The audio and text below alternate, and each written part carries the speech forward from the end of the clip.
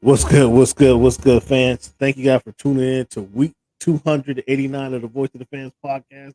Give yourself a round of applause for being here tonight.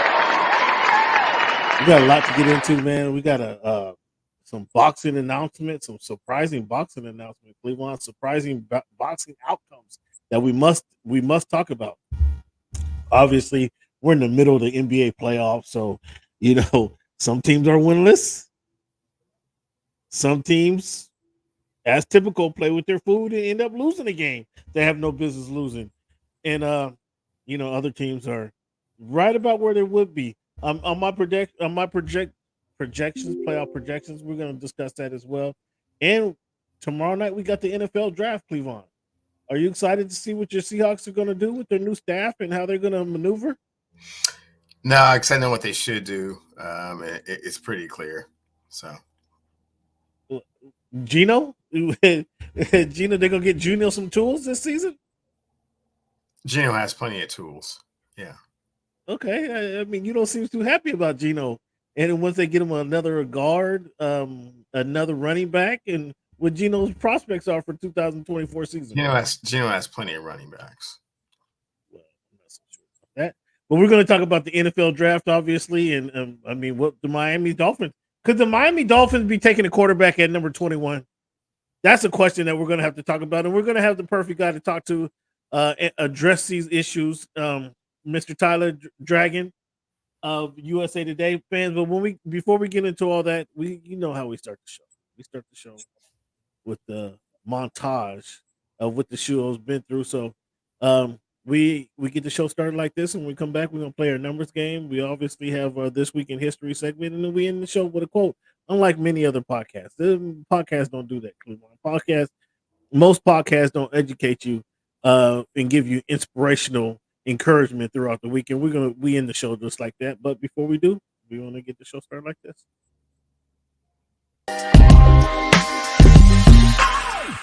Am I speaking to right now? Cameron. My name is Cameron. Cam Buford. Hey, it's Peter Rosenberg. I'm hanging on my man Cameron Buford right here. I'm a Dolphin fan. This is a big year for Tua to prove that he's a franchise quarterback. I'm more a fan of boxing. Boxing is my main sport. As a competitor, how much does that competitive spirit get in there and say, I want to fight this guy. I want to get some of this guy. Of course I want to fight all the guys. Of course that. But at the same time, like I keep telling you, it's a business. Talk about that loyalty for a moment. I'm staying there to try to make a change. Get back to the youth, get back to my community and show them that there is hope that you can make it out. Only thing is you just got to be dedicated. You got to keep your head down and stay on this course that you're heading towards. Think about it like this. The promoter pays the fighter. The fighter pays the manager. Okay. So the manager works for the fighter. The fighter works for the promoter. Okay. If you can see, you can believe. So you are lifting weights currently?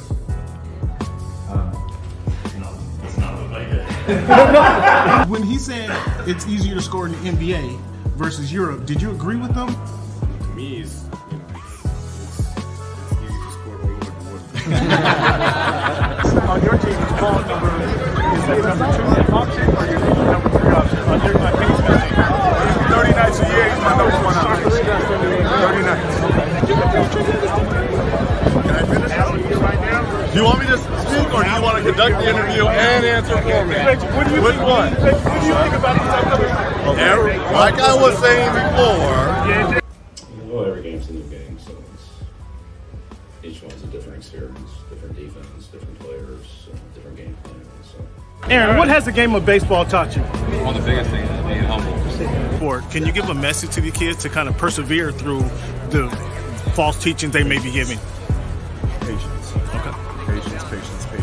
As the show Voice of the Fan Oh my goodness! continues to I'm in evolve, Come on, you were adding some spice to it. it is strictly banter back and forth between myself and Cameron Buford. I enjoy all of it. Real ones know what's going on, right? Like you said, Pacific Northwest, so I think it's a big part of my game, and every time I step on the floor, I just want to represent myself. You play this game and you don't turn to win a championship, then why are you playing for? I'm happy for the Mariners. I'm happy for the whole Ken, nobody Never mind. Go watch the tape. Go watch the tape, and then you tell me if it was all about just a system. You look like a buffoon. Go do your research. Go do your study. I'm not caught up to you guys yet. I do Real surprised at that, Ken. Hey, give here.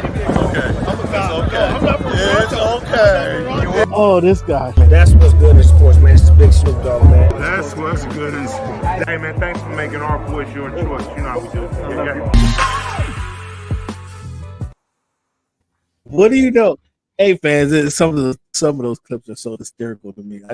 Oh my goodness, the moment with Reggie Miller, he really caught me.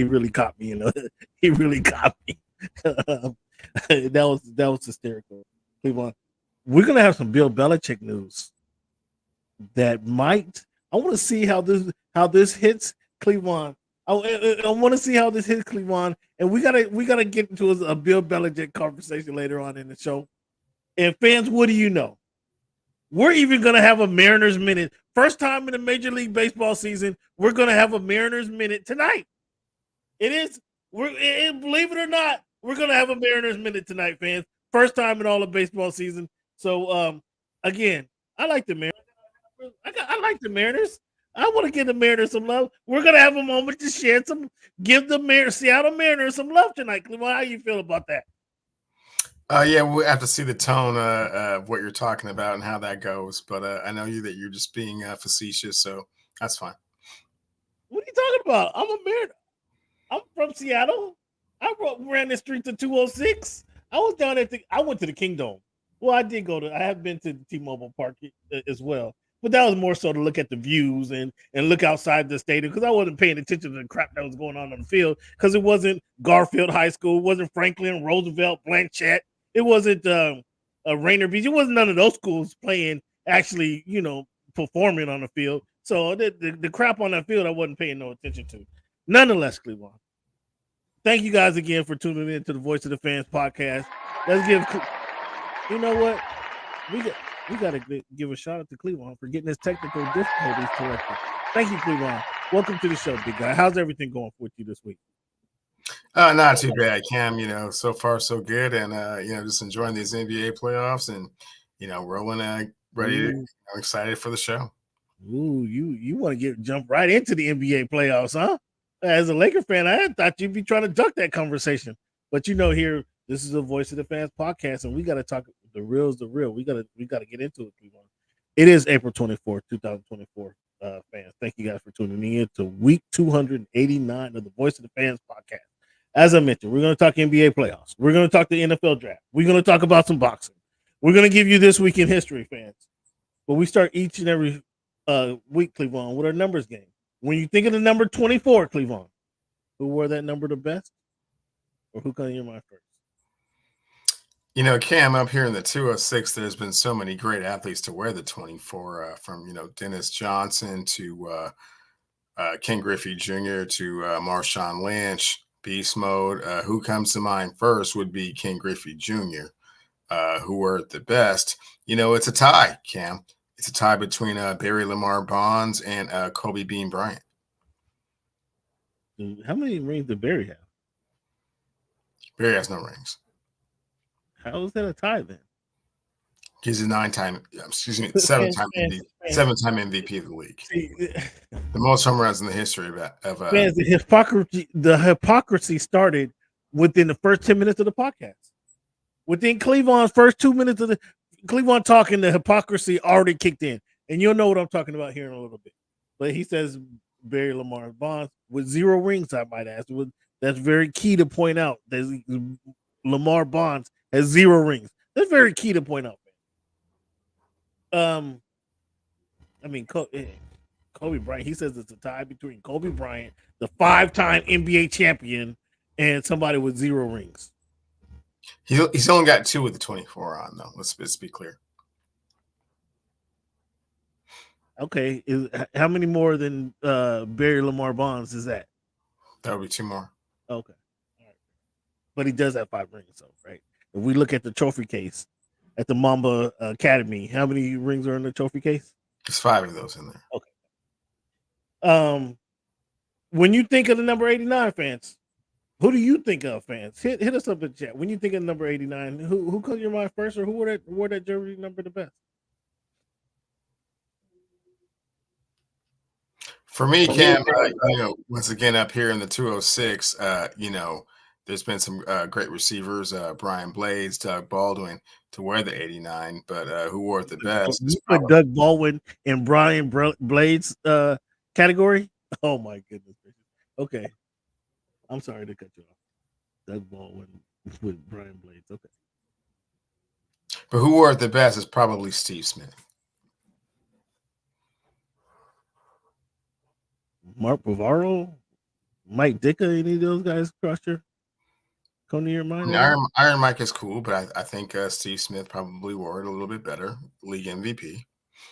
Mark Bavaro? He was never the league MVP. No. Was he a Super Bowl champion? He did play on that team. He did play on that team with Lawrence Taylor and Carl Banks and was he a Super Bowl champion? Was the question? Yes, he was. Oh, okay. All right. So once again, you want to give accolades to somebody with no rings versus somebody who has rings. Again, fans, that's a key thing I need you guys to remember, because that will come up later in the show. I promise you. Come on, let's talk about NBA. This NBA playoffs, man. This NBA playoffs, and I mean, I don't know how you want to go. You want to go by some most surprising series, or you want to go by the most expected series? How do you want to? Do you want to go Eastern Conference, Western Conference? I'm gonna give you your chance. How you want to break this down? Cam, I will follow your lead, whichever direction you want to go with regards to the NBA playoffs. I'm more than happy to follow. Let's get this out. Fans, I am not a fan of the Boston Celtics. In fact, the Boston Celtics are making me really despise them. They're getting close. They're getting close to. I've never had this. There's another team from Boston I absolutely do despise, but the Boston Celtics has just been whatever. But this Celtics team, led by Jaylen Brown, not Jaylen Brown. I take that back. I mean, there's some players on Boston Celtics I really like. I like Jaylen Brown, for example. I didn't like the way they the way they threw my man out the door and sent him to Memphis like he was a problem. Marcus Smart, I didn't appreciate that. I like Derek White. I'm a fan of Derek White's game. Drew Holiday. Drew Holiday gets paid. I'm a fan of Drew Holiday. I noticed intentionally left one person off that list. The Boston Celtics as the collection, Cleveland, are a very disappointing squad. A very disappointing squad.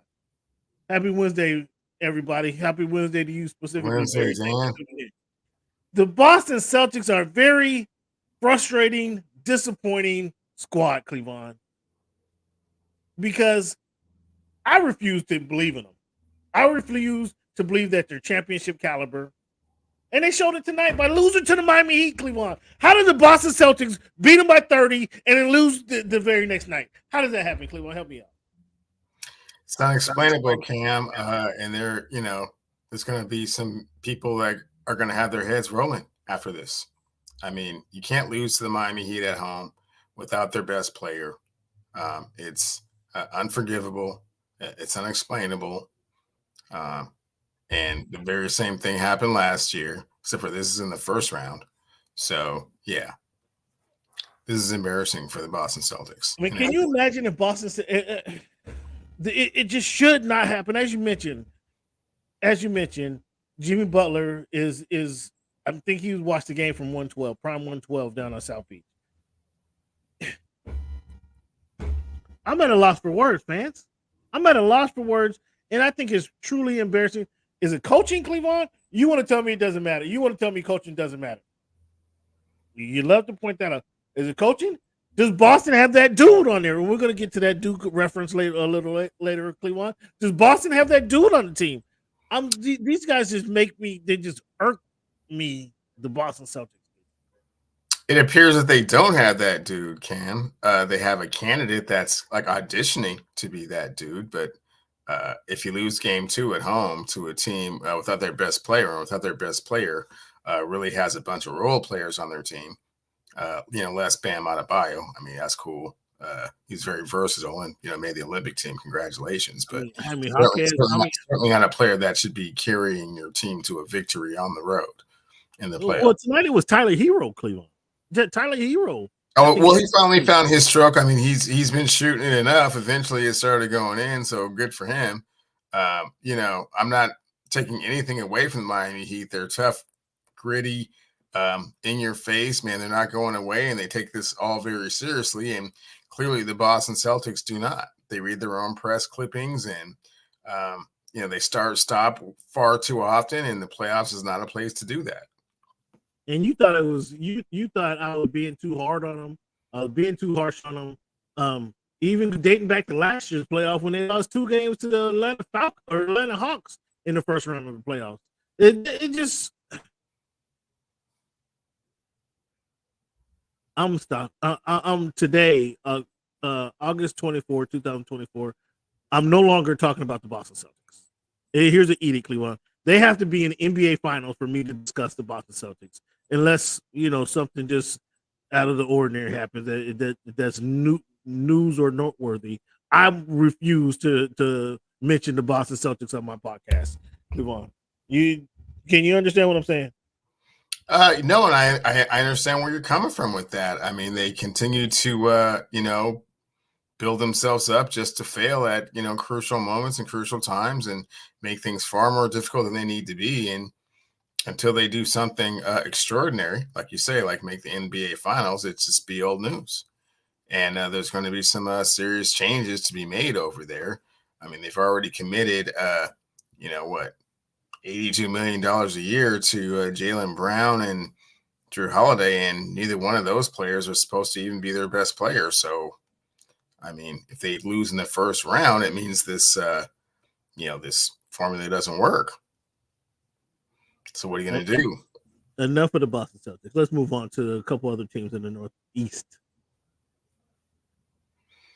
The New York Knicks. I think I asked you in December if you believe in the New York Knicks. I probably asked you in January and February if you believe in the New York Knicks. The New York Knicks finished with the second best record in the Eastern Conference, behind a aforementioned team that I refuse to mention anymore. The Philadelphia 76ers with them have lost in Joel Embiid for the last month of the season, the last 6 weeks of the season. And I think it was more like 2 months, but okay. Okay, last 2 months of the season, he comes back hobbled. He comes back shooting jumpers, refusing to get his the soles of his high tops into the paint. And get destroyed in game 1. Came back and had a nail biter in the Garden in game 2. Did the Philadelphia 76ers get robbed in Madison Square Garden in game 2 of that series? Absolutely, like that bank in the movie Heat. Remember that movie with De Niro and Val Kilmer? Absolutely, yeah. Yeah, they got robbed like that. Robbed. My first notion was just to say, post on Twitter the 76ers got robbed. But then after looking at the video a couple times, I recognized that they were in the Madison Square Garden, and they couldn't help but show all the, Madison Square Garden. These guys, these New York front runners are just, they want to show everybody who I promise you haven't been to a Knicks game most of the season. All of a sudden, the Knicks are in the playoffs, and they have to come to the Knicks game. And they showed everybody from obviously Spike Lee and his crew and everybody, all the other stars that come out to Knicks games. Tracy Morgan, he's been there in his little wheelchair. He's been to games. But then all these other people that they want to show, put up on the big screen, who, again, have probably been to 2 Knicks games all season long, or at this final game. And with the ruckus crowd that Madison Square Garden is, down a couple points, my man Tyrone Maxey didn't know how to handle the pressure. He gets slapped in the face by Hart, rolls around on the ground there. Hart sees him rolling around and instead of acting like he no, I didn't touch him. I didn't touch him and everything. He grabs the ball and then kicks it to Jalen Brunson, who Cleveland. Do you believe in Jalen Brunson yet? No.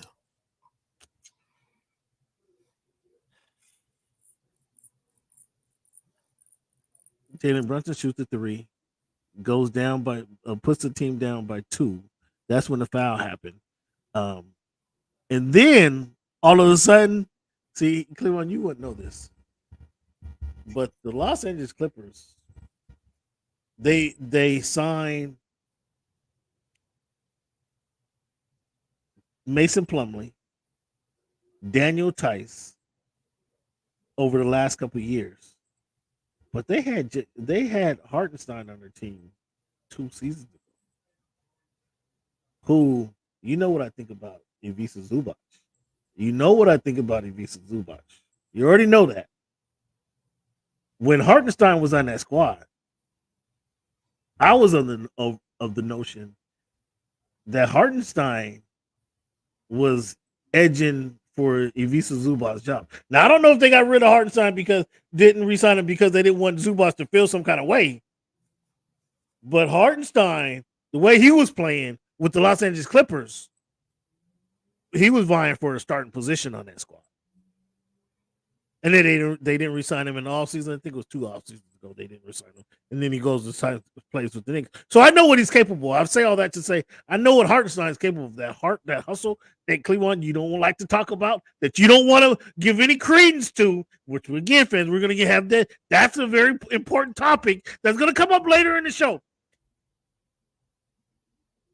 Hartenstein goes in there and gets a rebound because Joel Embiid didn't box him out. And then what happens to the ball, Cleveland? Very reminiscent. Very reminiscent. What's up, Boost? Thanks for tuning in, big guy. Hope all is good. He was a great movie. He was a great movie. That was an excellent movie. Hartenstein, very Cleveland. I know. What was that reminiscent of to you? Okay, well, first off, I think it's kind of corny the way you try to weave some LA Clippers, past news into the story that has nothing to do with the subject at hand. It's very relevant. It's very relevant. It's very relevant. How Hartenstein made a very play.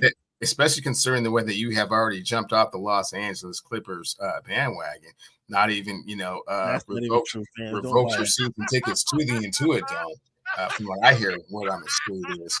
But let's get back on focus. Let's get back on point. They got robbed. And by the way, his name is Tyrese Maxey. He is the 6th man of the year, so put some spec on his name. Don't say his name wrong. It's not Tyrone. It's Tyrese. So. He got grabbed and then he got pushed to the ground. Nobody said anything. There's a foul. And then when the NBA had a chance to review a little 2-minute thing, they said, "Oh yeah, we missed both of them." Yeah, with the timeout, the NBA already admitted fault. Okay, true enough. But after that play, after he was fouled, Tyrese Maxey was fouled. I didn't call him Tyrone. After Tyrese Maxey was fouled, Hartenstein went in there and got the rebound, right? Because Joel Embiid didn't box him out. Cleveland. And so you're going to tell me that wasn't reminiscent of the ball being tapped out to Robert Horry and him hitting the 3-pointer over the Sacramento Kings? There's no reminiscence of that whatsoever. That's not the same kind of thing. It's not the same kind of play, man. Don't again. Why are you trying to invoke this corny Knicks victory into some type of greatness or some type of analogy to what it was very reminiscent. It was a very lucky play. Man, no.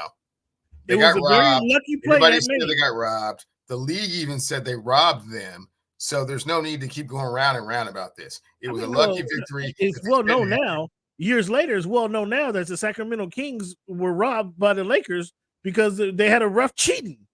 They had a ref on the tape. I'm not quite sure why you're trying to go back. I'm just saying, you want to talk about what the NBA has already said. It's well-known public knowledge now. Sorry. Isaiah Hartenstein is not the reason that the Knicks are going to win or not win.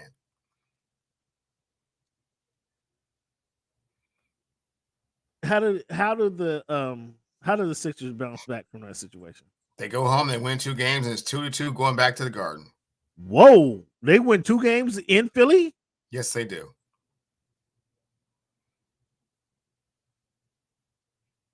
You got me speechless now. 2 games, they will go home and win 2 games in Philly. Okay, we'll see. This makes it great to look into. One of the series, one of the upsets I predicted in the playoffs. There's 3 upsets, and we'll get to a couple of them here in momentarily. I picked 3 upsets in the first round of the playoffs, and the first one we'll talk about here is the Pacers over the Bucks. Dame goes off for 35 in the first half of game 1. Doesn't score a point in the second half of game of that same game. He goes off last night for 25 or 24 in the first half of last night's game. Scores 8 points without Giannis, mind you, 8 points in that series. You want to talk about the Bucks? Or you want to talk about the Pacers? How you want to talk about the Pacers led by last night by Pascal Siakam, and they're able to win a game. Pascal goes off for 37 points, 11 rebounds, 6 assists. So they're able to even up that series. Cleveland, granted, Giannis hasn't played the last couple of games, and we're not sure. I mean, reports are we're not positive when he's coming back. But Pascal goes off for 37, and Tyrese Maxey hasn't even got hot. Well, what's your thoughts on the Bucks? So I think you're talking about Tyrese Halliburton. Tyrese Halliburton. Yes, I'm sorry. so Tyrese Halliburton hasn't even got hot. But yeah, I mean, this gets back to the poor decision that the Milwaukee Bucks organization made mid-season, firing their coach and replacing them with Doc Rivers, who clearly doesn't know how to draw up schemes to stop borderline all-stars like Pascal Siakam. There's just no way you can let him go for 37 in a playoff game. If Dame Dollar is doing his thing, man, get the most out of that. Get the most out of your other players. I mean, it's embarrassing. Again, very similar to the first game we were talking about, man. You just with the Celtics, man, you can't lose games at home that you're supposed to win. It's just makes it that much tougher on you. Anything can happen. Injuries, fatigue, attrition. You got to take advantage of it when you have it right in front of your face. So the mere fact they lost that game, and again, Giannis's return is to be determined. Yeah, that's a problem. So you want to blame the loss on the coach. You don't want to give Pascal and the Pacers any credit for going into. You can't let Pascal Siakam go out for 37 in a playoff game. That's just ridiculous. Interesting. A man who fans for those of you who paid attention to the show for any length of time, you will frequently hear Cleveland tell me that coaching has little impact in the NBA. Right. But if you're going to interject your coaching philosophy like a George Karl or a Glenn Doc Rivers, yeah, it can have an impact. So you only can have an adverse impact is not what you're saying. Coaching can only have an adverse impact in an NBA team versus any positive impact. Is that what you're saying? Correct. Man, this is hysterical. So Frank Vogel has had no impact on the 2020 NBA champions. 0. That was LeBron AD. Holding that team together in the bubble. With 3 months off, with the 3 month break. All that heart and determination and pride for being. Wait. Now heart and determination is a factor in winning. When you're holding the team together, adverse the coach. I mean, Frank Vogel. You see what Frank Vogel's doing over there in Phoenix, man. He's lost. He's turning around looking for LeBron and AD, and they're not there. You hear this guy? Oh my goodness, man! Please. Okay, so the Bucks and the Pacers. I mean, can Dame lead the Bucks to a series win over the Pacers? I still think so. I mean, but he has to get more touches. He has to be, more And more involved. And he has touches. to. He scored 30 points in 2 games. What are you talking about? Right. In the second half, it was all kind of, first half kind of, I don't want to say uneventful or unimportant, but, he needs some more clutch baskets down the stretch for sure. But I think he's still capable. Yeah. I mean, they'll go to Indiana. They'll probably lose game 3. And so it's going to be up to game 4, tie it back up, come back to Milwaukee. We'll see what's going on. So you got a tied series going back into Milwaukee. So it's going to be the best of 3 series. Will Giannis be back by then? No one knows that. Ooh, that's interesting. So that's I predicted the Pacers to win the series, and this is before Giannis went out. So I think I'm pretty good in that situation. I feel pretty good about the Pacers upsetting the Bucks here. And it's not going to be because of Doc Rivers, Cleveland, but Cleveland, that's what everybody's going to do. If they lose this series, it most certainly will be because of Doc Rivers. Okay. We'll see how things go. We'll see how things go.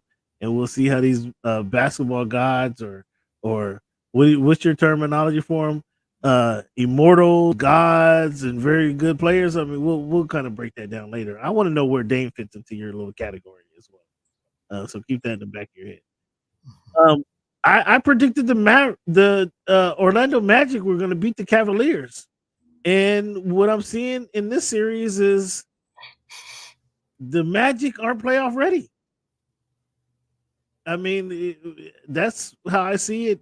The Cavaliers know what the playoffs is about. In fact, in the NBA, you kind of have to shed some blood, right? You kind of have to have some real painstaking losses and shed some blood before you see any playoff success. Most often you have to shed some blood, and the Magic haven't shed any blood to this point yet. Cavaliers have lost. They've had their face bashed in, and so the Cavaliers come into the series like, yo, we've been here, we know what this is about, and now Orlando Magic and Paulo, it's time to take this spanking. And Paulo and the Franz brothers, you guys gotta. This is big boy basketball. What's your thoughts on this?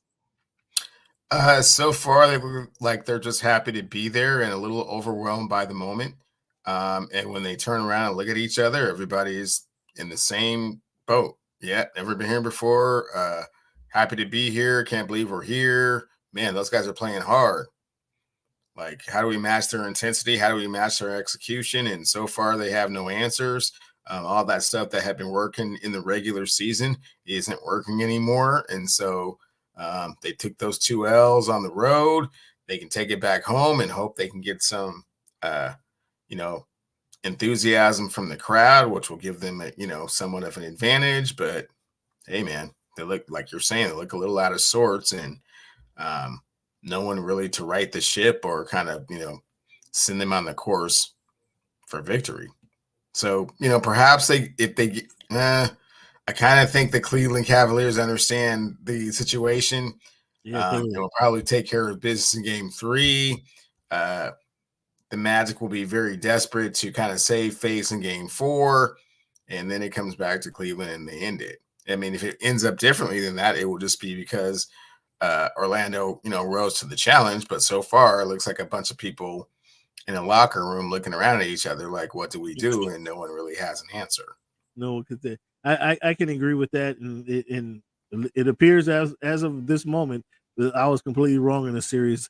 I thought the Cavaliers would slip up a bit, and the Dallas Orlando Magic would have enough youth, and they do have the youth, but I figured they can perform not understanding what the moment is, but it looks like they are understanding what the moment is, and they're being told what a great season they've had, and now you're in the playoffs, now it matters, and now the pressure is mounting, and they're not responding. So we'll see if something changes when they actually get to Orlando. But as of now, it looks like that I'm gonna have that series wrong. So the Pacers over the Bucks is the one series I predicted, and I feel pretty good about that one. the Magic over the Cavaliers, I don't feel so good. As good as I feel about the Pacers over the Bucks, it's about the opposite of how I feel about the Magic and the Cavaliers. I don't think the Magic, like you say, you made a great point. They're looking around at each other, and no one has the answers of how to get out of this doldrum. So I think that ends in probably 5 games because they're going to be desperate in 4. At least let's just get one game, right? Let's save face and let's just win one game, the final game on our home court this season, which they'll probably do. But then they'll be in trouble for game 5. So that's an Eastern Conference series, Cleveland. I mean, we got the Thunder right now and the Thunder and the New Orleans Pelicans, excuse me. That game, it was a squeaker. So to my surprise, I think to most people's surprise, and similar to the Orlando Magic, the OKC Thunder has players that haven't been. Well, they have Hayward, who's only have some playoff action, but I mean, what he probably played in some playoff games, but I'm not sure how he's been a determining factor. Not a lot of OKC Thunders have the playoff history. And so, however, they're just they got a better team. They got better players. But that was a squeaker in New Orleans who squeaked into the playoffs. They fought tooth and nail. And if not for a CJ McCollum missed jumper, they lose that game, right? If he hits that jumper, they win that game and take home court advantage away from the OKC Thunder. Now, right as we speak, it's 40 seconds to go in the first half of game 2, and OKC Thunder is up by 14 points. Oh, excuse me, they're up by 16 points. So they're showing that there's a little different energy in the building right now. What's your thoughts on how game 1 ended up? And you can't say with the score I just gave you can't say that's a predictor of the series, but what's your thoughts on how the series may end out? Do you see Trey Murphy just hit a deep 3, so now it's a 13-point game. With 13 seconds to go, OKC is going to get the final shot in the first half. What's your thoughts on how this series plays out? Well, it's very interesting, Cam. The more I think about it, the way you were kind of breaking that down, there's a lot of things going on there, right? So, they were lucky to win game 1. It looks like they understand the gravity of the situation in game 2, and they're going all out.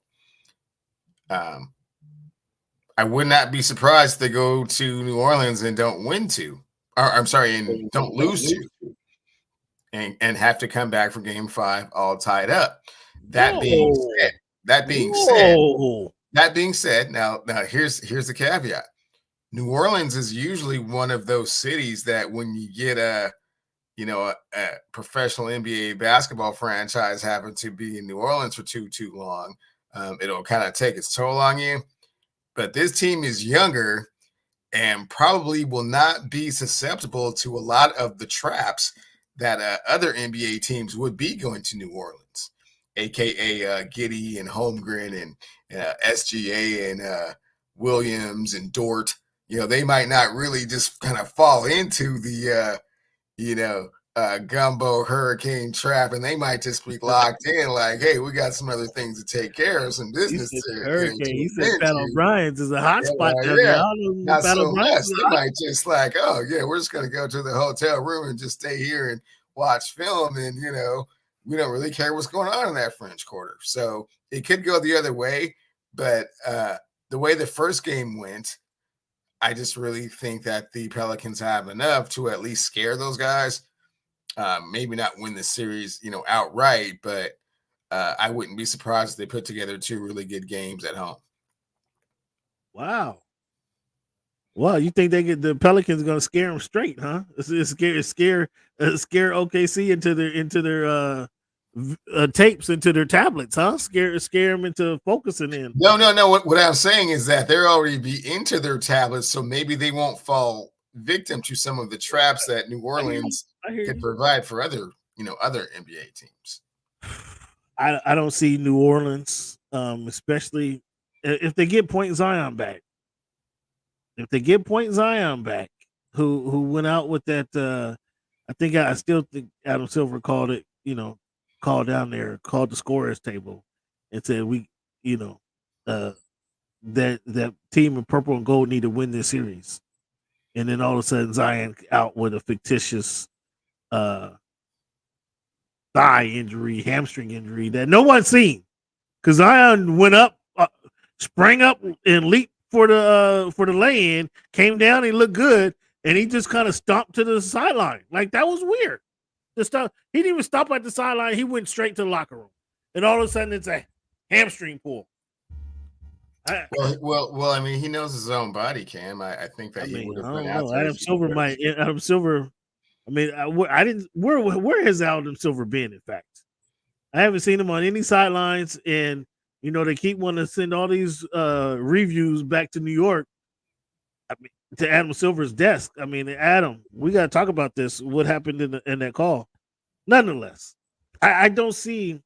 I see OK surviving the series. I don't see New Orleans Pelicans. I don't see them. Being a threat is not the proper term I want to use, but I don't see OKC losing to New Orleans Pelicans, or being the 2-2 series. I don't see the potential for this being a tight series at all, whatsoever. The Timberwolves and the Suns. Now, you and I we agree for the most part, or have agreed for the most part. Maybe there's somewhere that I'm wrong. I don't think I'm wrong on that. I think we've agreed that the Suns have been underwhelming this season. Now, they turned it on late in the season, last couple of weeks of the season, to make a playoff race to get to number 6 in the Western Conference. Kind of say I won't even say that safe face, but they kind of turned it on to finish out of the play-in tournament, and they got into the playoffs, but they've been underwhelming. Kevin Durant, Bradley Beal, Booker, I think they've been all underwhelming. The brightest shot, you won't agree with this. I'm not going to even put this on you, but the brightest thing on that team, Cleveland, and you know what I'm going to say, but I don't think you really agree with me, because according to this article, and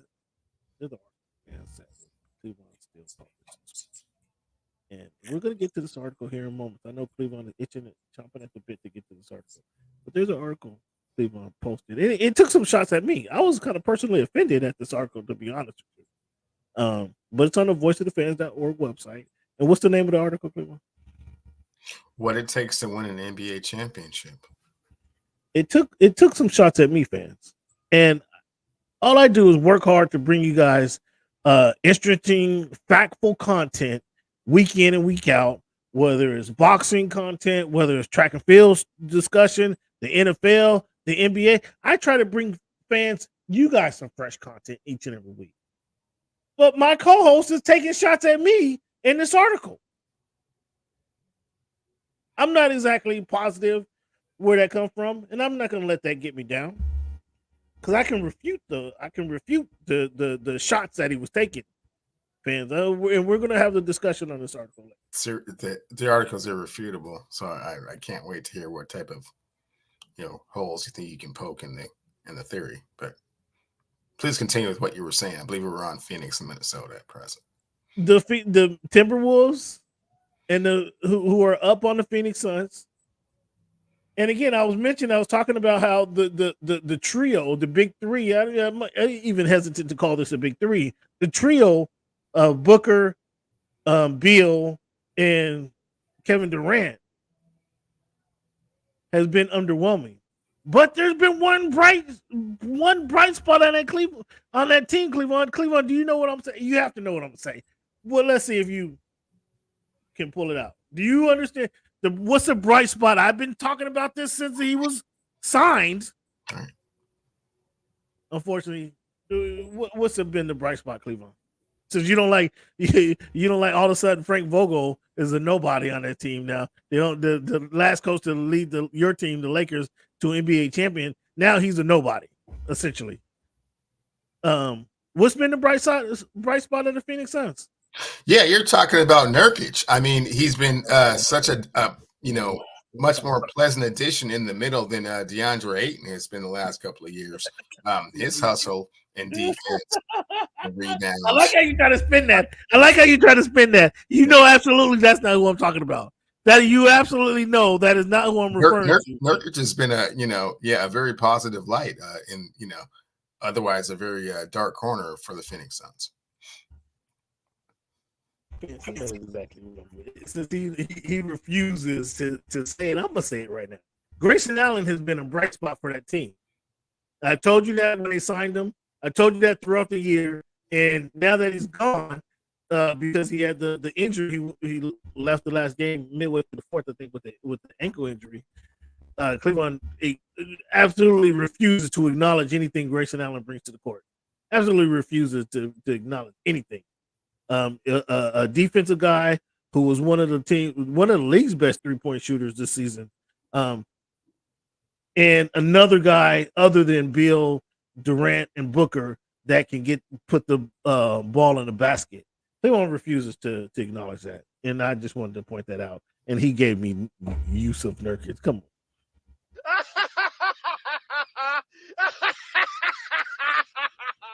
These guys are kind of stuck in a situation. Bradley Beal has an untradeable contract. Devin Booker, you're not going to trade him because he's kind of the longest standing guy that's been there. And, I doubt you might want to, as much as you want to break up this trio that they have going on, you're really kind of stuck. The owner is hell-bent on making some huge investments in the squad, but because there's a salary cap, there's not a lot you can do.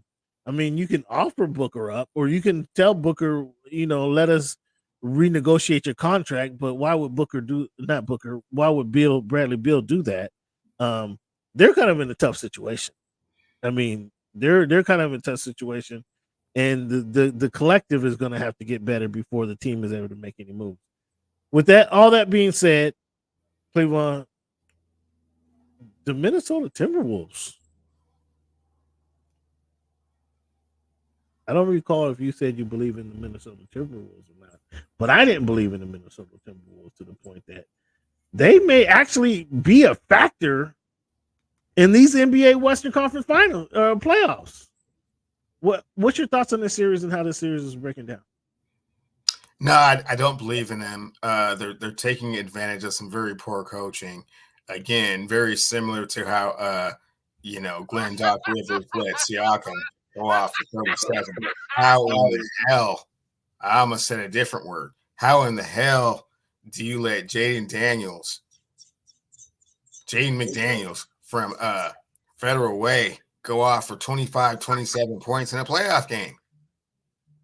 God, they don't have any defenders. The same guy that's so mentally he punched a wall last year before the playoffs last year and couldn't play in the playoffs. People grow, Cleveland. People grow. Now you can't let a player like that just go off and just ruin your whole season. Everything they don't have any. That's ridiculous. That's poor coaching. See, Cleveland, you gotta have some guys with some stuff. No, man, that's poor coaching. You gotta have some guys with some some intestinal fortitude. You gotta have some guys that tell me Anthony Edwards hit you for 46. Tell me Gobert was 27 and 20. Tell me Cat was 32 and 15. Don't come telling me McDaniels was 27 and 12. No, man, that's coaching. Cleveland. Again, you gotta have some guys with some stuff inside them. He ain't got no stuff inside him. No. What you're missing is the Phoenix Suns don't have no stuff inside them. Oh well, that's for them to allow that to happen. That's actually starting to show a little bit as well. But that starts from the top down. You know what I'm saying? How you gonna say it's not for the top? Oh my goodness, you just want to take shots at Frank Vogel. You just want to take shots. That's what I'm. You just want to take shots at Frank Vogel. The guys, the trio of Booker, Beal, and Durant is not working. They need a point guard. They need Chris Paul on that squad. If Chris Paul was on that squad, Booker would be playing better. Kevin Durant would be playing better.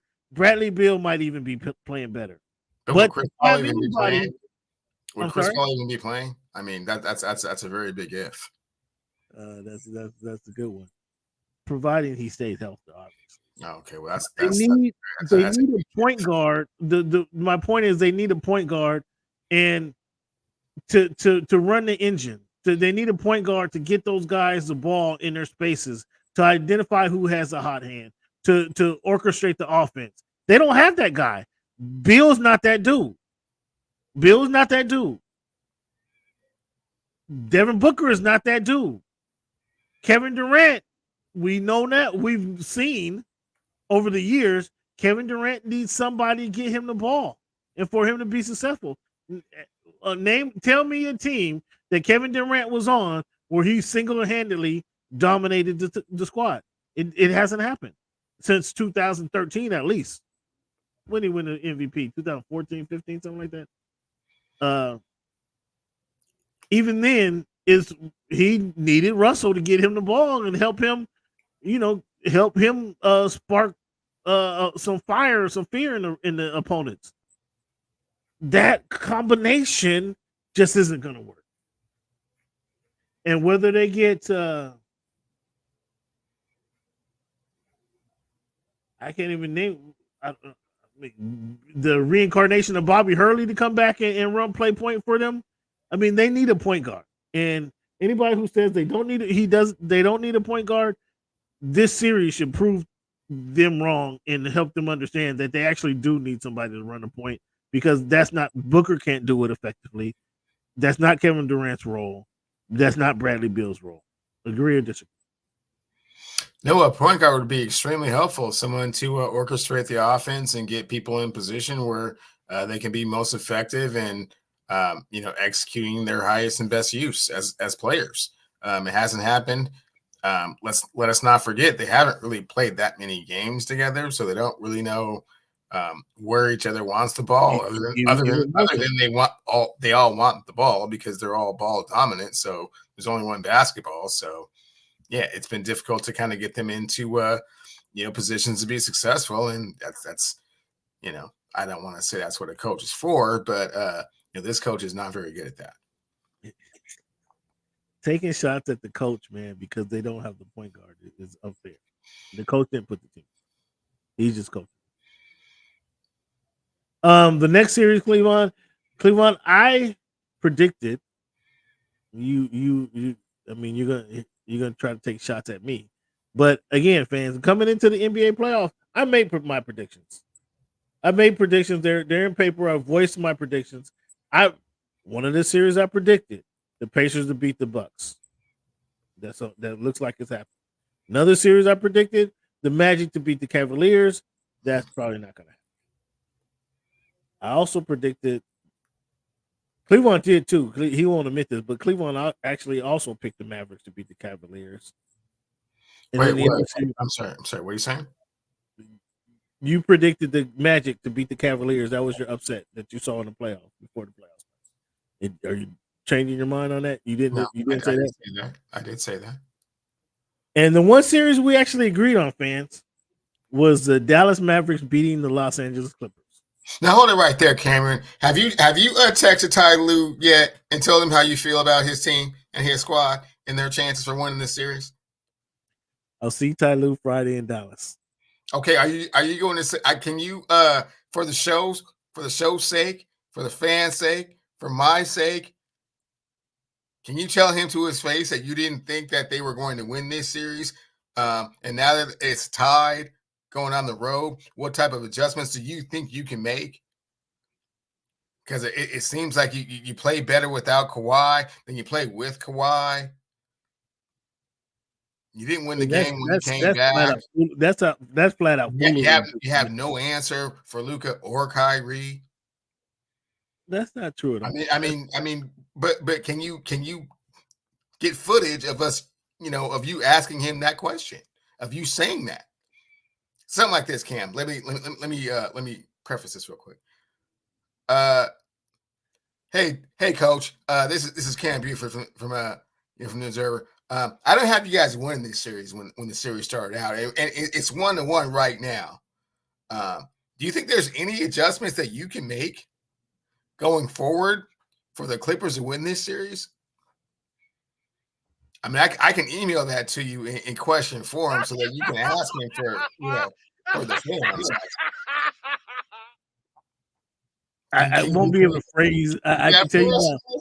I can tell you now that I will not phrase the question as you just phrased it, but I will have to ask Ty Lue. I mean, but somewhere in there it has to be. I didn't have any confidence in you guys winning this series whatsoever, and you didn't even leave with home court advantage. I mean, I still don't see you guys winning this series. Is there any adjustments that you guys can make to win this series? I'll be able to ask the second half of that question. What adjustments are they looking for? Okay. But you can't put yourself out there with your own personal opinion as to what you thought the Clippers were going to do. Well, I make my opinions on the show. You're unwilling to stand behind your word unless you're behind the curtain of the show. But in his face, you won't say it. Okay. That's not exactly what I said, Cleveland, and I don't appreciate the. You said the Mavericks were going to win the series. I did. I absolutely did say that. Okay. I predicted before the series started. Why would you say that to Ty Lue in his face? I'm sorry? Why won't you say that to Ty Lue in his face? That I projected that the Mavericks win the series? Yeah. Again, I have to phrase it in a certain way that why you have to phrase it anyway? That's your opinion. What's wrong with you just giving him your opinion? That's what I'm saying. So you don't even know how this whole media thing works. Okay, gotcha. Because then you get shut out of okay, I gotcha. So you don't have that same interaction if you just tell somebody what you really truly feel. Okay. So clearly, it's the access that you're concerned with. So not really. Here you go. Here you go trying to take shots again. It's the access. So did you? Did you not hear the question I asked him in New Orleans a couple months ago when I said that your team has been inconsistent, and I questioned the competitive integrity. Is that on the culture and the players? Did you not hear me ask that question? I did, and he didn't take too kindly to you questioning his competitiveness. Okay, so that tells you I don't have a problem asking the man questions, and okay, but that was that one time, and you saw the response. So don't go poking the bear. Okay, so my second question was, did you email Steve Ballmer and tell him your prediction? And I guess the answer to that would be no as well. Again, I hope to see Ballmer Friday night. Man. Okay, well, hey man, shake hands and put that fake smile on. Hopefully I can get a shrimp dinner, maybe Papados or something. Yeah. Put that fake smile on and put your Clippers hat on like you believe in them. Fool everybody. This series here, I had the Mavericks just. I mean, Luka. I believe Luka is cold. I just believe Luka is too cold. I'm seeing a couple things. in the series and watching the series, and what I'm a little disappointed. What I'm a little disappointed in the Clippers in this series is when they came. Game one, a wounded animal comes into the series, right? And they played. They were up 30 on the Mavericks. But when you thrust a guy like Kawhi Leonard into the lineup now, the other guys aren't playing as freely, right? Now they're really okay. Now it's just Paul George and James Harden that we have to get the ball to. Now, when you thrust the NBA champion, two-time NBA Finals champion, into the lineup, you kind of got to cater to him a little bit more. And he was rusty, and he hasn't played in a month, so he comes in a little rusty, right? but you can't ease a Kawhi Leonard into the game. You know what I'm saying? He's going if he's on the court, he's going to be a factor, and so that kind of took away from what the Clippers were trying to do. That being said, we're gonna have to come back. We're gonna have to retest this conversation. We're gonna have to retest this conversation, fans, because right now we have to bring someone else into the show, and we're gonna have to jump into this NBA or NFL conversation. Excuse us, fans, because as you guys know, we have the NFL draft right around the corner. So we're gonna bring on my man Tyler Dragon to discuss the NFL draft.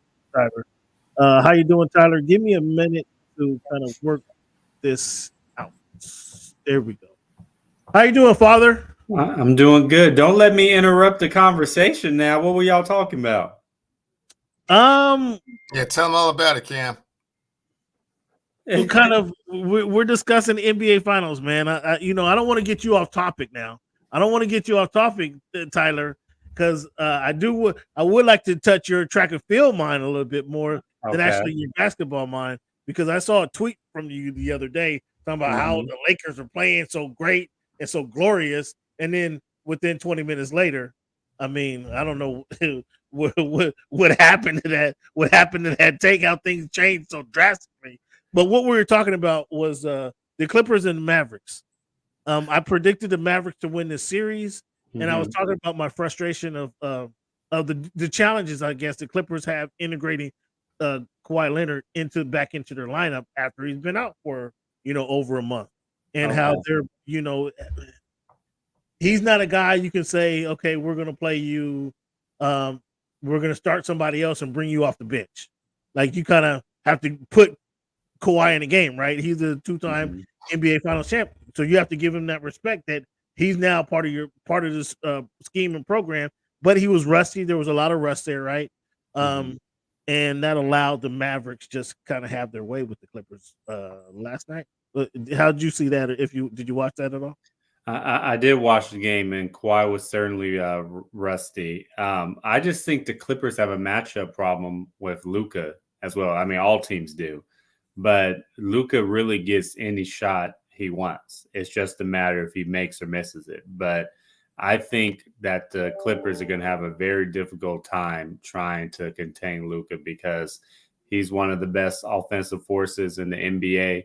And when he goes up against the Clippers, it just seems like he most of the time has his way. And then on top of that, you have Kyrie Irving, who is as lethal as it gets in the NBA. So it's a tough series, but I like that it's kind of a classic 4-5 matchup.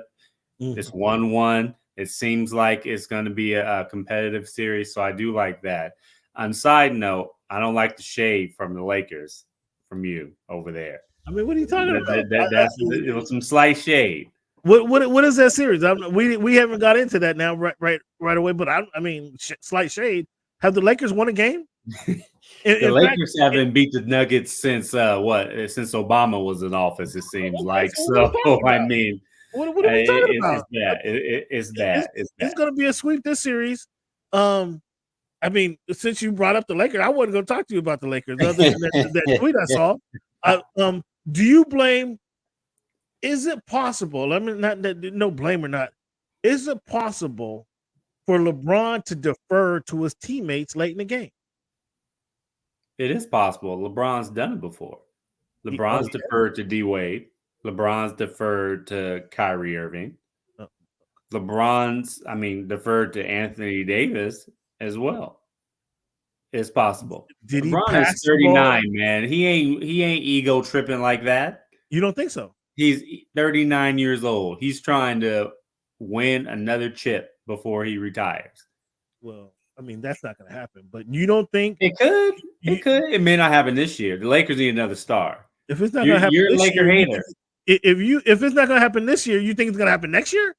If they get a star, it could. If Kyrie shows up on the team, I don't think they need somebody better than.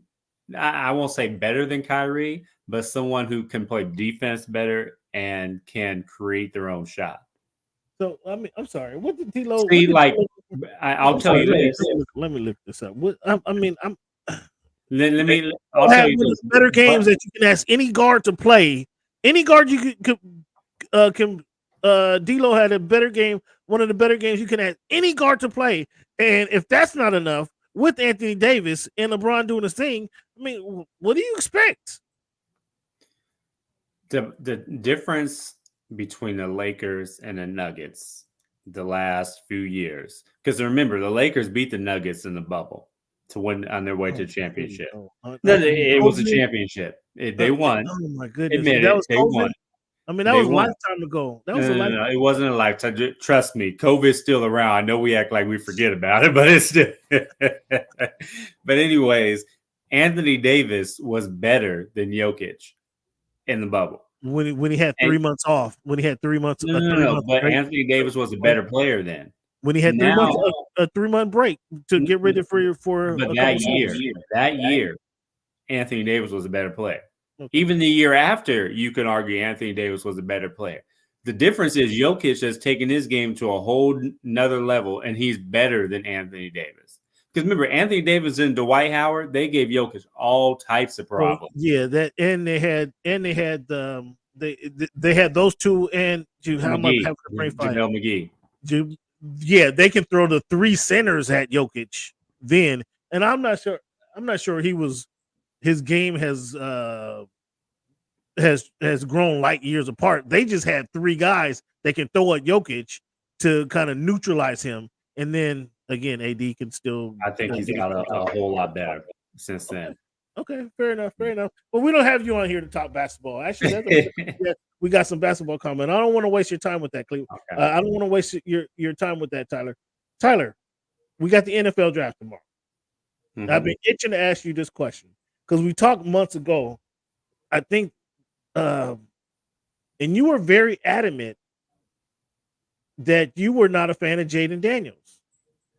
And over the last couple of months now, I know there haven't been any games played. I know they've only had their private workouts and the combine, etc. Has your mindset changed on Jaden Daniels at all whatsoever? So I don't remember saying that. You're gonna have to pull the receipts. Well, I don't. I remember saying that I wasn't high on Drake May. You specifically asked. Do you remember what Jaden Daniels did at ASU? Okay. So that is a knock of his. I will say that. However, Jaden Daniels kind of reminds me of Joe Burrow. How transferred from a different college, wasn't really that great. And 1 year at LSU, the first year at LSU, I mean, was decent, but not anything noteworthy, maybe considered a mid to second, third round pick. And then his final season wins the Heisman Trophy and is in the running to be a top 3 draft pick. And so I don't think you can put that as a knock against Jaden Daniels. I think you have to admire that and celebrate that and say that he has showed tremendous growth as a pocket passer, as an overall quarterback. And so when since then, even if I did say that then, since I have watched more tape of Jaden Daniels and seen him play exclusively at LSU, I think he's the second best quarterback in the draft behind Caleb Williams.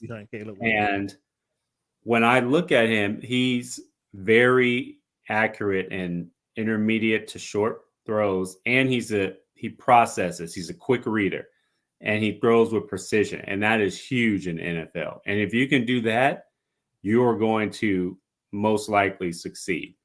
And the only question I have of him is his frame. He's slight of frame. He's 6'4", but he's skinny. And can he continue to ascend? Because he's had the Joe Burrow-esque jump from when Joe Burrow transferred from Ohio State to LSU. And this is the same thing, ASU to LSU. Same type of jump to at the top of the draft. So if he can continue to get better and ascend, I think he's going to be a good addition to the Washington Commanders. I'm hearing that Washington is going to draft him. Isn't that so? I like what you said there because I too saw what he did at LSU his first year, and then the second year at LSU had obviously a Heisman winning campaign there. What I have become more convinced of is his timing, and as you said, his processing, but his ability to throw receivers open is kind of what I like, and hit them in the motion as Joe Burrow. Now, I wouldn't have compared him to Joe Burrow, but I like how you broke down the comparison. Why I was so high at Joe Burrow coming out of college is that he was putting the ball in places where the receivers can catch and run. Like they didn't have to catch and go out of bounds. They didn't have to catch and go into the ground. They can catch the ball, continue in stride, and continue on down the field. And that's what I've seen. That's what I've seen this last year out of Jaden Daniels. And that's not sure. I have him better than a JJ McCarthy. I have him better than a Drake May. I'm curious to hear between McCarthy, Drake May, and Michael Penix Jr. How do you rank those three quarterbacks? So you didn't read my quarterback ranking at usatoday.com. You just told it yourself because I literally just did that. But no, it's okay. Wait, today it wasn't. I didn't see it wasn't today. Today. It was like a month ago. So I'll catch you. Okay, fair enough. I got another question about an article I did read on USA Today from Taylor. I got another question about some of your work, but no, I did not read that specific. All good. I was just joking. So Caleb Williams, number 1, Jaden Daniels, number 2, Michael Penix Jr., number 3, Drake May, number 4, JJ McCarthy, number 5, and I probably put Bo Nix, number 6. So you're not believing in the hype in McCarthy. You're not believing in hype. Okay, we don't need to go there, but you have to explain to me how you have Michael Penix number 3. He's the best thrower of the football in the draft. You look how the ball flicks off his wrist. He has the strongest arm. He throws the best deep ball. And look what he did with those receivers at Washington. I know those were Adunze and those boys, but you look how he played, especially last year for the Huskies. I didn't see maybe Jaden Daniels, but he was arguably the best quarterback in college football last year. My only concern with him is his injury history. So you have to have a solid offensive line to be able to protect him up front. But if you can keep him upright, keep him on the field on Sundays, I think he's going to have a good NFL career. Before I refute that, Cleavon, go ahead and gloat a little bit. Cleavon, what's up? You've been quiet. What's going on, Tyler? Good to see you again. I 100% agree with everything you just said. And the more that you guys talk, the more that I feel like this draft is going to get a lot of GMs fired. Because when you're talking about the top quarterbacks, Penix, it's a lot of wishing going on. After Caleb, it's like you're just kind of wishing that they reach their fullest potential as quickly as is humanly possible. But in your heart of hearts, you don't even really actually believe that. So when you got Jaden Daniels going 2, and then you got either JJ McCarthy or Drake May going 3, I don't even think Drake May is as good as Trubisky was coming out of UNC. And then you got Bo Nix even in a conversation as being a professional NFL quarterback. I mean, that's just embarrassing. I mean, he'll be a professional quarterback. JJ McCarthy played for a team that ran the ball like 70% of the time. The only one of those quarterbacks, other than Caleb, that shows any type of arm ability whatsoever is Michael Penix Jr. And again, to Tyler's point, he's got the 4 injuries in the 5 years. The medicals don't look great. He's a little bit older, and he did play behind the best offensive line in football, literally the best offensive line in football. And the game where he got pressured the most was probably his second or third worst game of the year. So I think that added a lot of questions to it too.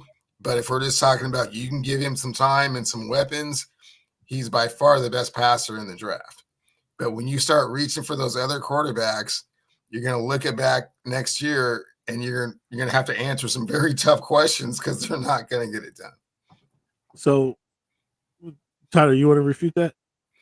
I have nothing to refute. I would say Jaden Daniels is a good thrower of the football. He doesn't have the strongest arm, but when you look how he throws receivers open, to your point,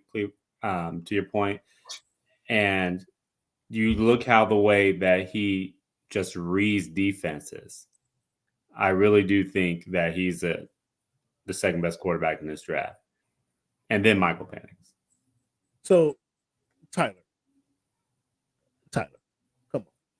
What? I have to give you this one. Cleveland. So Cleveland is a Husky, is a Washington Husky, of course.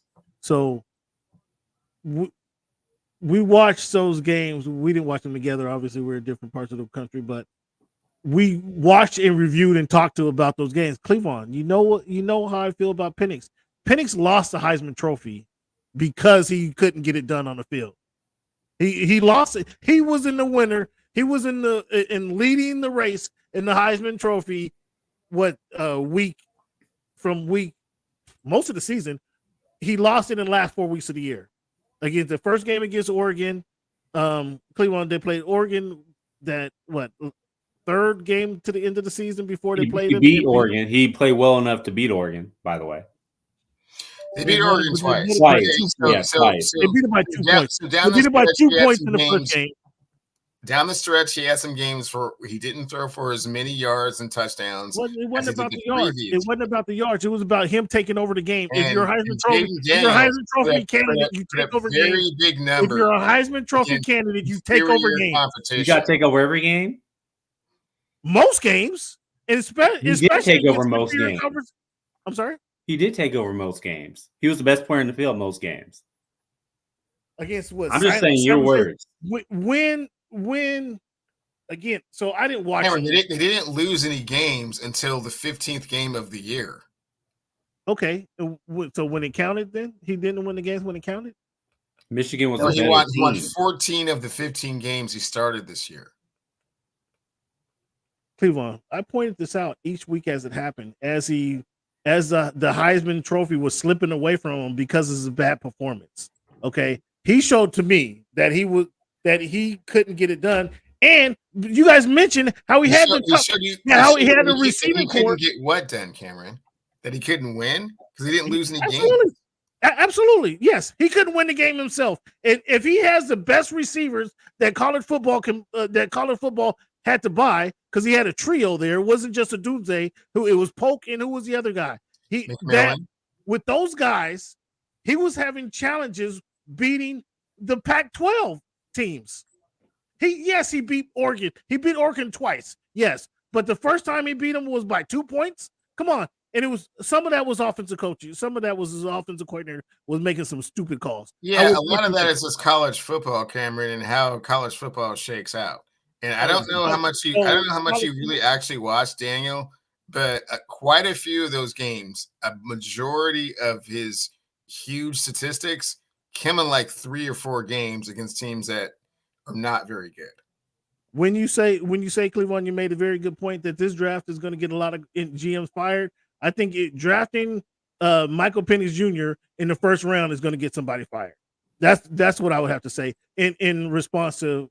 I was surprised you had. I would think that drafting Michael Penix Jr. in the first round is less likely to get you fired than those other aforementioned quarterbacks.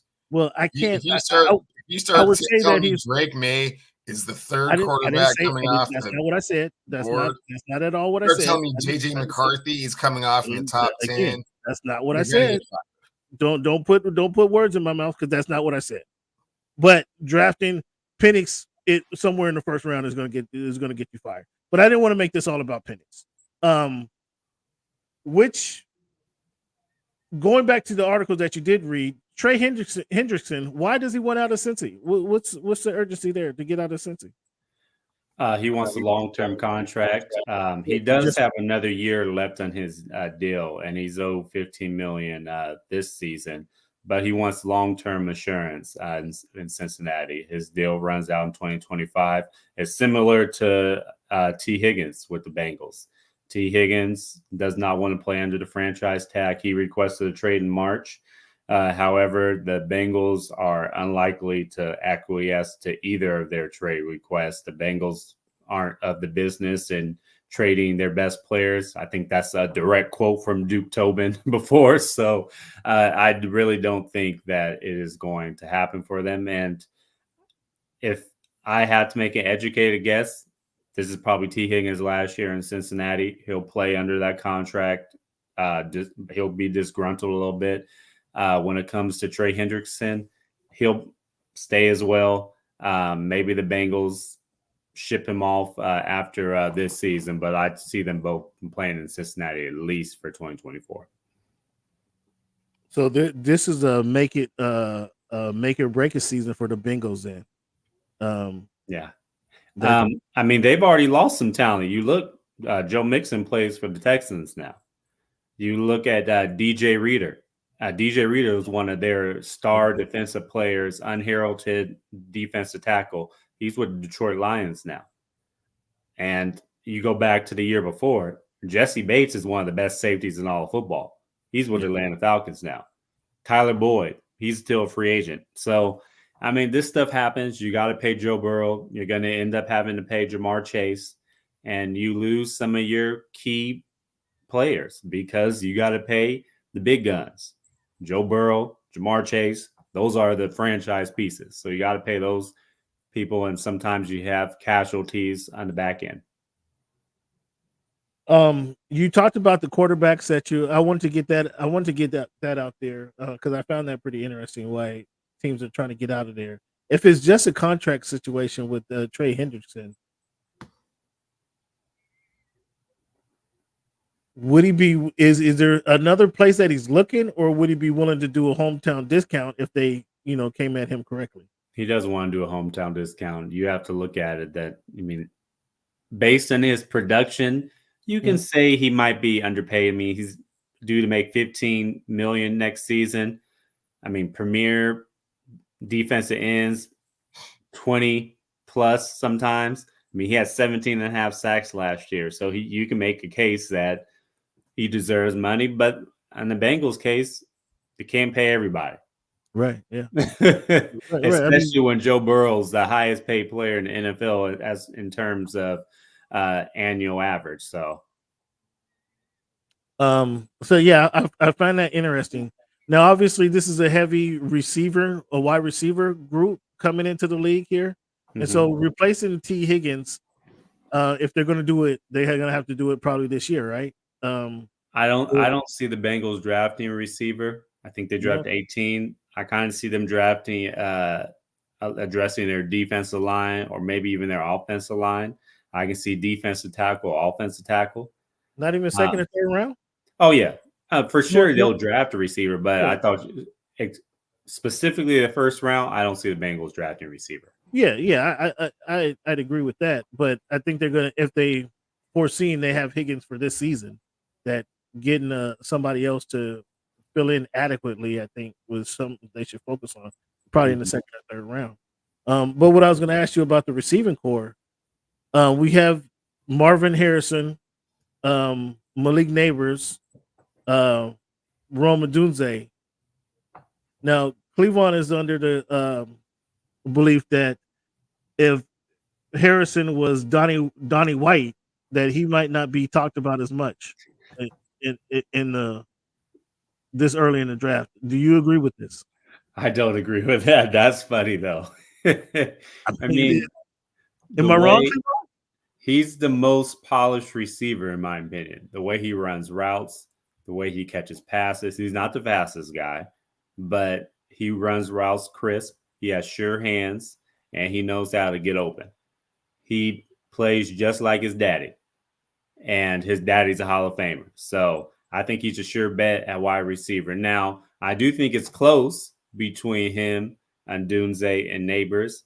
And to me, it all depends on what your team needs or your team, offensive philosophy, because some teams, maybe Neighbors isn't the best fit. But when I look at Marvin Harrison Jr., he fits in pretty much all offenses.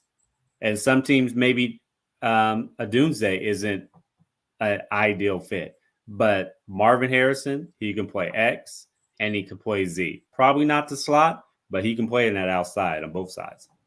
What is your projection for a Dunze? I did we did a watch of his video a couple weeks ago, and my concern is that I didn't see him. I see him as a possession receiver in the NFL. Mm-hmm. I didn't see him breaking away from no catch and runs, no big plays after the catch. It was clearly he caught the ball. He had the most contested catches in the college football last season. Mm-hmm. What's your projection for him? So a lot of people have him going to the Bears. To me, that will be a good addition. Obviously, they just got Keenan Allen, but it'd be Keenan good for Allen, him. You get to learn from Keenan. And Keenan's getting a little bit older, so the next year and a half, he won't have to be a star. Plus, you got DJ Moore, but I don't think he falls out the top 10. I can see the Bears. I can see maybe the Jets, or we might get surprised. He could go the Chargers at 5. Oh, come on. I think he could go the Chargers at 5. He's a scheme. I think he's a scheme fit for the Chargers. Really? So when I was asking for your projection, I was meaning what type of player do you expect him to be? I expect him to be a possession receiver. Do you expect? Oh yeah. He's a possession receiver. He kind of reminds me of maybe a Hines Ward type of player. But I think he's a sure-handed receiver. He can out-muscle you, and he still has the speed to get open and create separation. Cleveland, what do you got from Tyler before I ask him to comment on Harbaugh and the Chargers? I guess my one question would be, do you see any standout stalwart defensive players? When I look around, I see a lot of question marks. I think Byron Murphy II probably with the most upside, but I don't really see anyone else other than perhaps Latu from UCLA that's going to instantly have an impact on the defensive side of the ball. Do you see someone else that I'm kind of overlooking?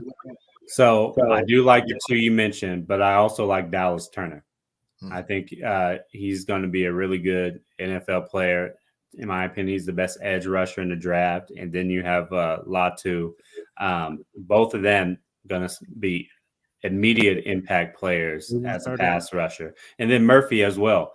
I really do think if I'm the Rams, I try to draft Byron Murphy so I can try to fill the void a little bit left of Aaron Donald. And that will be my number one pick if it wasn't Latu. So any one of those two players, I think the Rams should target. But Dallas Turner, to me, he's probably going to be a top 8 pick. In my mock, he's going to number 8 with the Atlanta Falcons. The Falcons need an edge rusher. I think he'll be an excellent addition in Atlanta on that defense. So, yeah, those 3 for sure.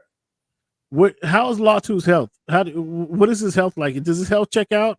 Does he give you confidence that he'll be a player in the first round?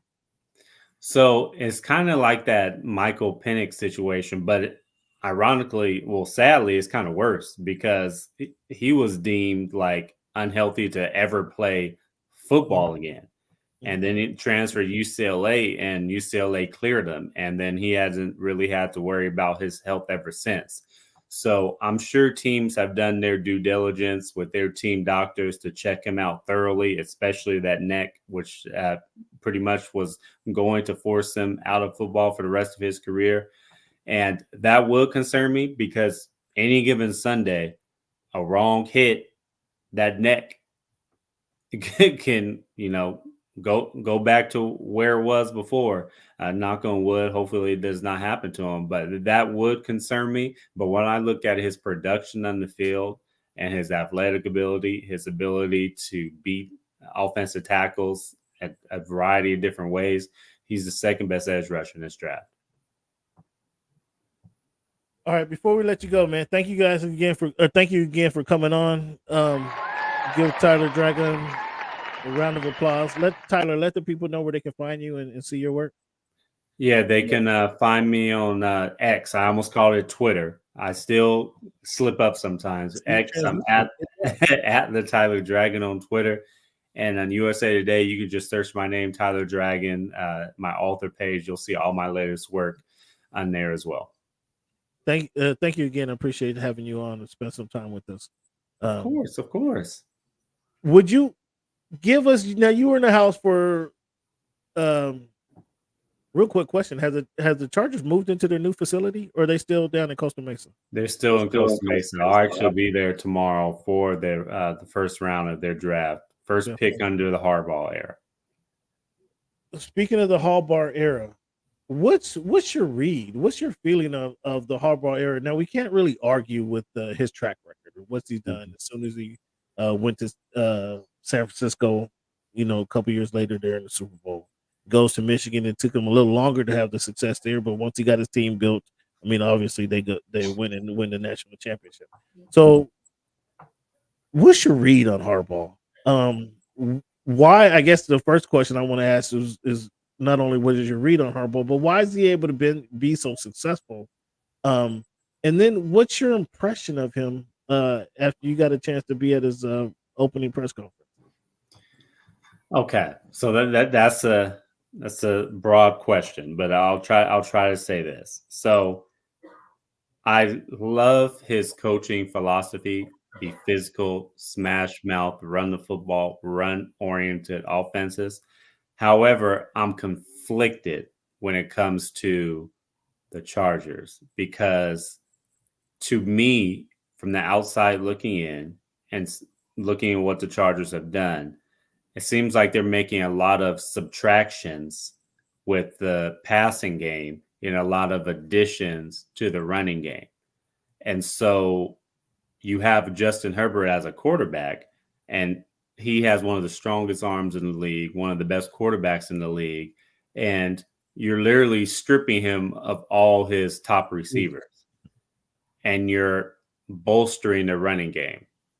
Now, I get it. As a former running back, my dad was a running back. I love running the football. I'm always going to be a proponent of running the football, but you also have to develop the passing game and be a threat passing. And when I look at the Chargers offense right now, Josh Palmer, Quentin Johnson, that's one of the worst receiving corps in the league right now.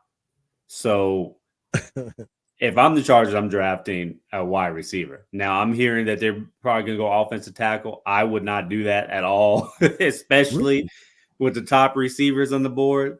But it's hard to argue with Jim Harbaugh's track record. And I hate it because I'm conflicted because it's proven to be successful. And I love running the football. As a former running back, you play me in Madden even, I'm going to run on you. So yeah. if we can, let's break this down a minute. You would be opposed to them taking the offensive lineman, even though Herbert has this last season, he suffered a couple of injuries because they're unable to block for him. And so a couple of things. They brought in Gus Edwards. They just signed another running back. I'm having a brain fart who they signed, but it was a J.K. Dobbins.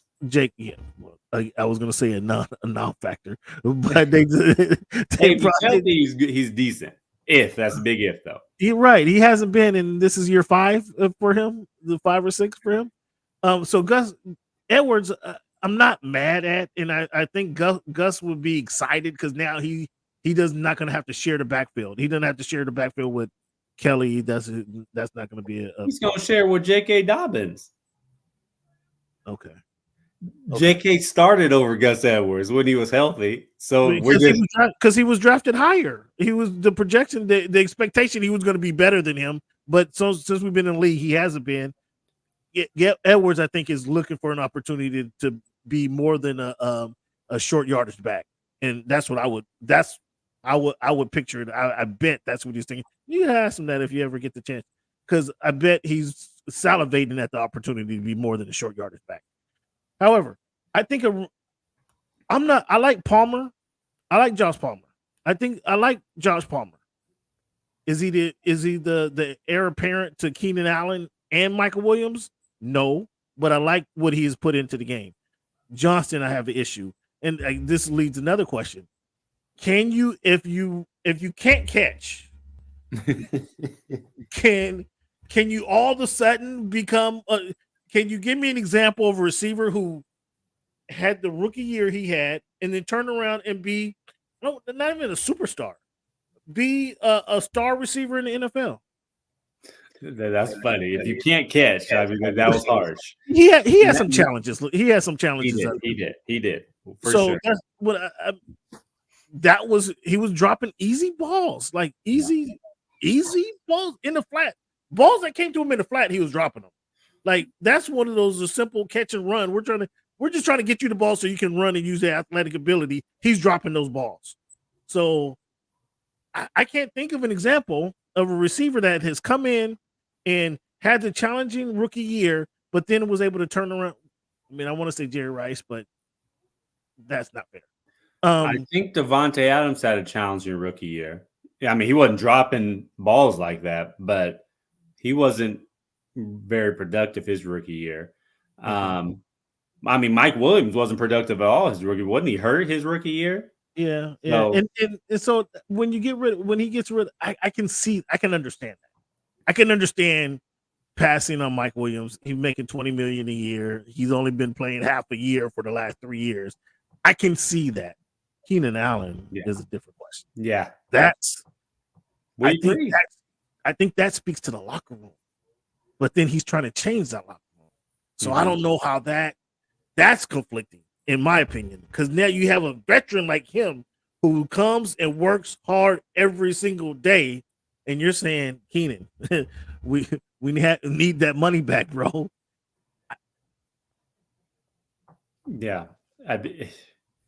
if that's why I believe the Chargers should draft a receiver on day one, round one of the draft, especially number 5. If Arizona passes it, like trades back, and the Chargers have Marvin Harrison Jr. right there, I'm running to the board. I mean, even if you got to quote unquote settle for Neighbors or a Doomsday, that's your number 1 receiver right there.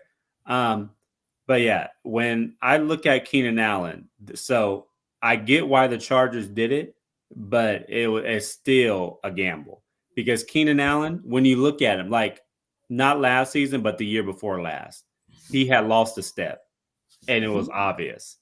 Last year, he had like a revelation type season, career highs across the board, but you still have that season before last year, and you're looking at his tape. How was he getting open this past season? Is he still losing a step? Is he still in decline? Is his career on the upward trajectory, or has it plateaued? Is it going down? He's going to be what, 31, 32 next year? It probably plateaued. Okay, but so that's your quarterback's best friend. Yes, it is. But if now I'm thinking from Joe Ortiz and Jim Harbaugh's perspective. Sure. Bill Belichick used to get rid of players a year early instead of a year late. Yeah. Good coaches often do that. And when I'm looking at that, I can see why. Because Keenan Allen, I can bet you he's not going to have the season he had with the Chargers in Chicago. I can guarantee you that. Well, weather is the number 1 component because they're going to be playing outdoors versus indoors. And on another day, we'll talk about the whether Chicago should build a dome stadium or not. That's another conversation. However, they asked him to take the pay cut. They didn't just say, "Okay, you're out the door." That says kind of like, we want you to be around, but just at a cheaper price. And Keenan Allen, obviously he's a veteran in the league, so he has the cachet to say, no, I want to give me what you owe me. But knowing that they was willing to keep him around doesn't say specifically like, we don't believe in you anymore. You know what I'm saying? So that was weird. That obviously he's coming in there to make a change, and you kind of have to ride with. Well, you have no choice to ride with the decision he makes. But that kind of speaks to the locker room. Like now you're gonna have to buy it. Now, I think some players are looking at like, okay, you get rid of one of the veterans and the stalwarts on the team. Like we need to show something. And I think a little bit he has shown. I mean, you kind of have to look at his track record to say, like, now we're not playing around. This is going to be a different team. Do you feel that? Have you guys? Did you go to minicamp at all? Did you go to? Oh, you're talking about OTAs. OTAs, yeah. Yeah. I went to one of them. Yes. Were you able to talk to the players at all to get the sense of the difference in the field, in the locker room? So it's not open locker room at OTAs, but from the players that spoke during media availability, they seem to be ecstatic with Jim Harbaugh. And from what I've heard, it's still remains the same. Now, everybody has optimism at this point in the year. All 32 teams, even the Carolina Panthers, have optimism right now. But when the season comes and losses start mounting, then we'll see what happens, especially if the Chargers can't throw the football. Because not only did you get rid of Keenan Allen, you also hired Greg Roman, who has been archaic as offensive coordinator. So I certainly have questions how they're going to throw the football offensively, and to who, by the way. Right, and to who? I think that's a bigger question. To who? And next time you come on the show, I want you to give me an example. And I'm gonna have to look up the numbers on Adams to see what his rookie year was before he turned into who he became. Because I'm really curious as to how a receiver develops, and can they develop into, again, I'm not saying a superstar, but just a productive player. And was Johnson just because obviously there were other receivers that were drafted that actually hit last season versus Johnson, who they missed on. I want to see if they can turn that around. You can learn how to catch. I'm a big proponent of that. You can definitely learn how to catch. And Johnson, he was a body snatcher, and it seemed to me like he cradled the football, like he would catch it like this instead of like this. Okay. A diamond. Yeah. He would always try to do like this and body snatch it, and that's what was his problem. But with good coaching, you can learn. And Devontae Adams, I just looked up, had 38 receptions his rookie year. I think Quentin Johnson had the same amount as a rookie. Okay, so there's some hope. See, Cleveland, there's some hope. If you look at the history, Cleveland, there's some hope. And Cleveland, we know another receiver who started off with how many yards? What was your guy up there, number 14 in Metcalf? When he had 50 receptions, who actually turns into a number one receiver. So we know you can. I was going to interject that as an example of someone that kind of struggled catching the football. I remember talking to someone and saying, like, you know how Allen Robinson has this incredible catching radius? It can catch anything around his body. He's like, with DK, you have to throw it right to him, and he has to be looking and waiting for the ball. Anything other than that, he struggled with it. He's gotten markedly better over the last couple of years, but his rookie year, although he did, get over the threshold and, get me some rewards for it. Fans, you remember all about that. But he had a tough time catching, different types of routes. His rookie season, but he progressively got better. One thing I did want to mention about Jim Harbaugh and the Chargers is that hopefully he takes advantage of this 2 to 3 year window of opportunity draft wise, because Michigan has been such a perennial national program that he's had the opportunity to see all of the top tier talent from all over the country, whether they went to Michigan or not. He has the opportunity to do the same thing Jimmy did in Dallas, the same thing that Pete Carroll did when he first came up to Seattle, is tap into all of the other players. So perhaps, when he's getting these players in the 4th or 5th round, he knows far more about them than perhaps someone that just kind of is in your scouting team, just kind of, looking at film or whatever. He actually knows a little bit more about them. And in addition, I think he's going to find a way to get his running back from Michigan in the 3rd or 4th round. I think Corum might fall to him, and all of a sudden your backfield is a little bit more crowded. And at the same time, he's had an opportunity to, like Tyler's point, to get some additional weapons for Justin Herbert. So this is a good window of opportunity for him if they're going to make that leap, especially the first 2 seasons where he's super familiar with them. Yeah, we'll see if they can turn the corner. Tyler, thank you, big guy. Thank you for tuning in, man. I know you got daddy duties to tend to, so we appreciate you for tuning in, man. Congratulations on the child once again. Happy anniversary to you. Let's give you a round of applause. Happy anniversary as well to you and the wifey. I appreciate that. And Cleavon, by the time I come out next time, I'm going to finish your book. Right on, bro. I appreciate promise that. you. Thank you so much for taking the time to read. I really do appreciate it, man. Of course. And Cam, it's all good. And stop hating on my Lakers. Yeah, well, that never. No, he may never stop doing that, even though it's a 17-0, record in LA. Let the people know once again where they can find you. At the Tyler Dragons / Lakers are going to win the championship. Thank you, man, for tuning in. Have a great one. All right, talk to y'all later. Later, man. All right, fans. I hope you guys enjoyed the little NFL content that we had to bring you based on my man's schedule. It's always nice to get in here and talk shop with one of the guys who knows best about getting it done, Mr. Tyler Dragon Cleavon. So you want to touch on anything he had to say real quick? No, I think he made a lot of great salient points, other than the only thing that I'm seeing in this draft is that I feel like when we're done evaluating it, we'll be very high in what the receivers were able to do production-wise, and I think we'll be very so on what the other players are going to contribute, especially first round. I mean, obviously it's the NFL draft, and it's an imperfect science, so there's obviously going to be some diamonds in the rough. There's going to be some players you never heard of that turn into all pros, but I'm just not enamored with quarterbacks at all, other than Caleb.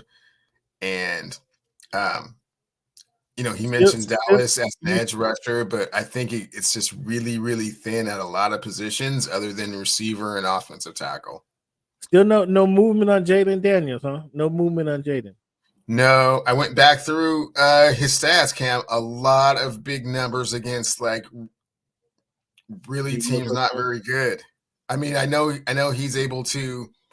I don't like to make analogies with regards to quarterback, but it's a lot kind of like Matt Leinart was that one year. If you just never get touched, and you have receivers that run 4.3s and just can get open against anybody, it makes you look really, really good. You just have to kind of get the ball to where they, kind of in the vicinity of them, So Cleavon, just I know I mentioned this and I didn't have the numbers to back up what I was saying, and I didn't have the record, I should say, to back up what I was saying. October 14, the Huskies played Oregon, right? Number 8 Oregon. They won by 3 points. Okay.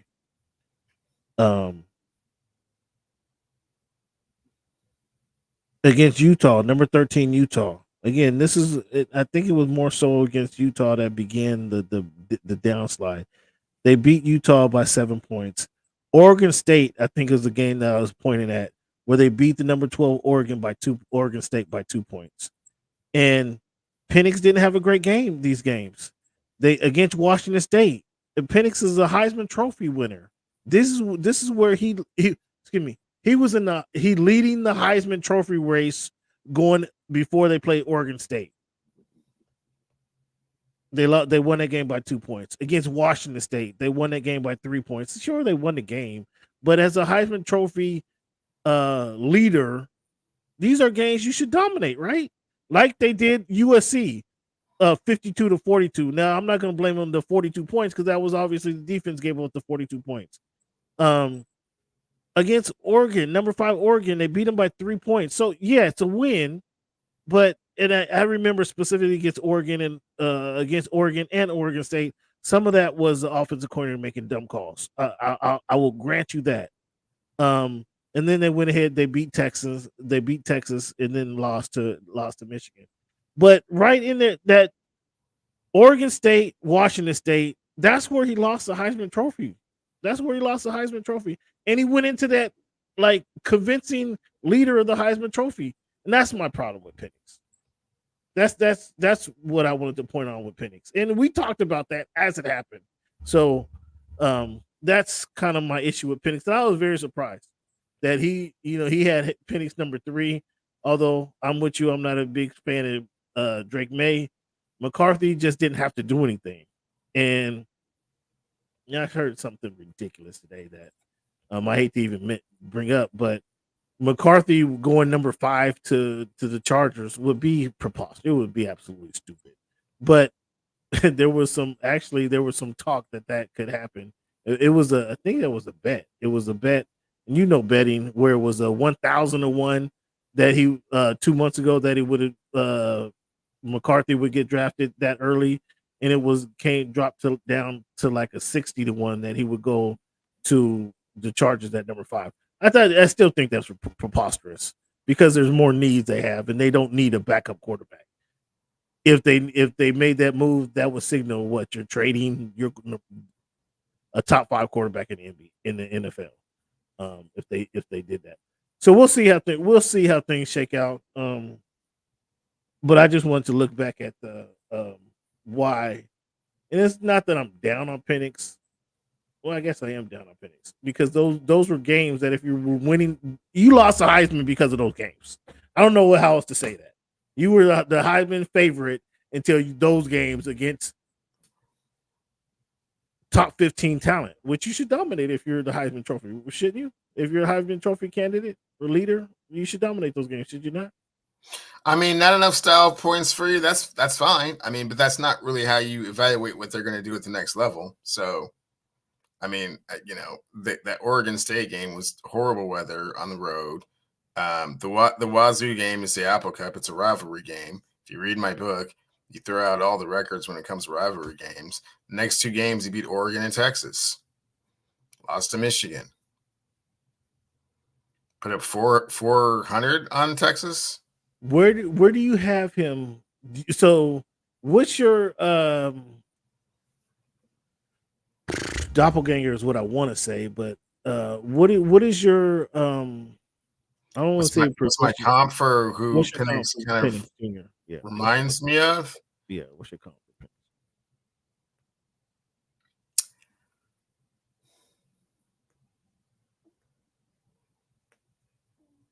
He's not a McNair. He's not going to be a McNair type of guy. Oh, okay. So career NFL wise, he's not. I mean, Warren Moon. He's not that type of guy. He's not a Steve McNair. Is he going to be better than the dude from Texas? Why am I having a brain fart? Vince Young. Oh, he'll be better than Vince Young. He'll be better than Vince Young, the who won the Rookie of the Year award. Yeah. He'll be better than Vince Young. Yeah. Now, obviously, Vince had spent a little bit too much time at the Applebee's and the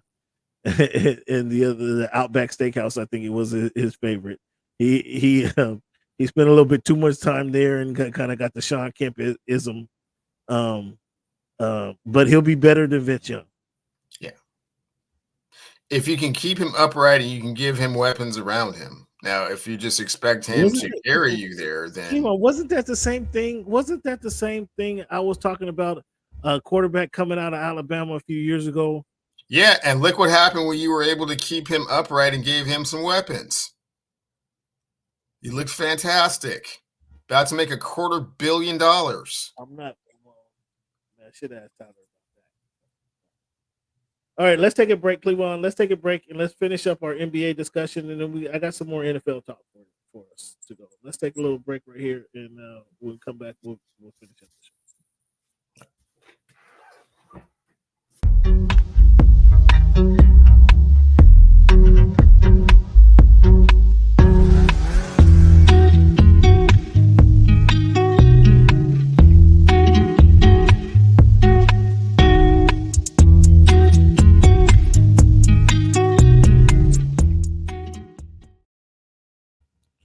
Man, fans, I really appreciate you guys for tuning in to the Voice of the Fans podcast. Give yourself a round of applause. Reach out to Tyler if you give it a chance. Thank him for being a part of the show. Really cool guy and does great work for USA Today. Just an update, if for those of you, if you're watching the game, if you or you're not able to watch the game, OKC Thunder is up 115-86 over the New Orleans Pelicans. This is about how I expected the series to go. I didn't expect it. I was surprised that it was very close, and the Pelicans were a shot away from changing life for the Thunder. But now that the Thunder kind of had that close experience under their belt, and they can push that aside, they actually are doing kind of playing like we're supposed to play. SGA is looking like SGA looking like a MVP candidate that he was. Let me check on the numbers here because obviously I've been doing the show with you guys. So let me check on those numbers here for the Thunder. Cleveland, the Thunder, if you didn't hear, if you haven't noticed, the Thunder are back to looking like they're supposed to look like, and they're up almost 40 points on 35 points on the Pelicans. Like essentially what we anticipated, right? Actually going into the series. SGA 33, 13 for 19. That efficiency is bananas, right? 3 for 5 from deep. 13 and 19. Chet Holmgren has his 9 for 13, Cleveland, 26 points. Then you have Jalen Williams at 10 for 17. I mean, these numbers are impressive. He's 10 for 17, 21 points, 5 rebounds, 7 assists. Like, this is about what we expected from these guys, right? No, that exceeds my expectations for them. I didn't expect for them to be nearly that offensively efficient in their second playoff game together. So hats off to them. Perhaps that scenario that I aforementioned may not come off quite that smoothly. It may just be, hey, we're just better than you guys and no need to play around. And you guys don't got a big baby back there, with the Z in his head, waiting to come out and dunk on us. So, there's not a whole lot of resistance. Yeah, I know you're not a big fan of him, but I think Point Zion is he gives. You talk about that dude, Cleveland. He's that dude for the New Orleans Pelicans. It's not Brandon Ingram. It's not CJ. It's not CJ. Not Trey Murphy, not Herb Jones. He's that dude for the Pelicans. And if he's going off, then that emboldens everybody else, right? So you kind of have to recognize that, man. But back to what we were talking about with the Clippers. I'm going down and get a good look at what's going on with the Clippers in that Dallas Mavericks series. For game 3 and 4, I'm gonna go down there, check that out. I'm gonna have my conversation with Ty Lue. I'm gonna check in with Zubac, and I know you don't in Cleveland. See, this is where we differ. Where you want to put it all on Kawhi Leonard and Paul George, the names on the marquee, right? The James Harden, the names, everybody on the marquee. It's the others, as Shaq likes to call them, that really makes the thing go. Because when Zubac balled out in game 1, they won that game easily, right? When Amir Coffey balled out in game 1, that game was easy for them guys. So that tells you that these guys are difference makers. Are you willing to agree with that, or still no?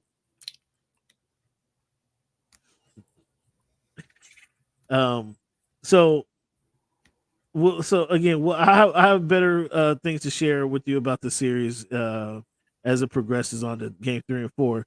But there's another series that we haven't spoken about. It's a 2-0 right now for the defending champs Denver Nuggets, and it's more than likely it's going to be 3-0 with some desperation. Boy, we're going to have some sweaty palms and some tight spinkers in Los Angeles. Now, the Clippers are going to be in Dallas. But the sweaty palms are going to be in that team that plays in the Kings Stadium, the Kings Arena, wearing the purple and gold. There's going to be some sweaty palms and some tight sphincters because that's more than likely going to be a sweep. Cleveland, what's your thoughts on that situation? Could potentially be a sweep. They had 2 golden opportunities in Denver to get things done. They had some great opportunities in game 2, shot wise, lead wise. I was a little bit questionable with regards to kind of the time management. I thought that they should have been running a little bit more clock than they were. A player that I called the most important player in the NBA a few weeks ago, if you recall, Jamal Murray did Jamal Murray things, man. Hats off to him. Going back 0-2 doesn't look good. And so I asked Tyler the question. I'm not sure if I got your response. And you said you didn't agree with the discussion that we had earlier in the week. Do you believe that LeBron James can defer to the other guys on his team? I don't answer the question. I think he can. I don't think he can. I don't think he can defer. And I'm not saying at the end of the game pass it to somebody else to make a shot like he did Mike Miller in their championship against OKC Thunder, or let somebody else take the shot. I mean, defer and let Austin Reeves and Anthony Davis be the decision maker in the last 5 minutes of the game. Well, that's what I mean by defer. Actually, can he play the third or fourth role on the team? I don't think he could do that. Go ahead. I'm sorry.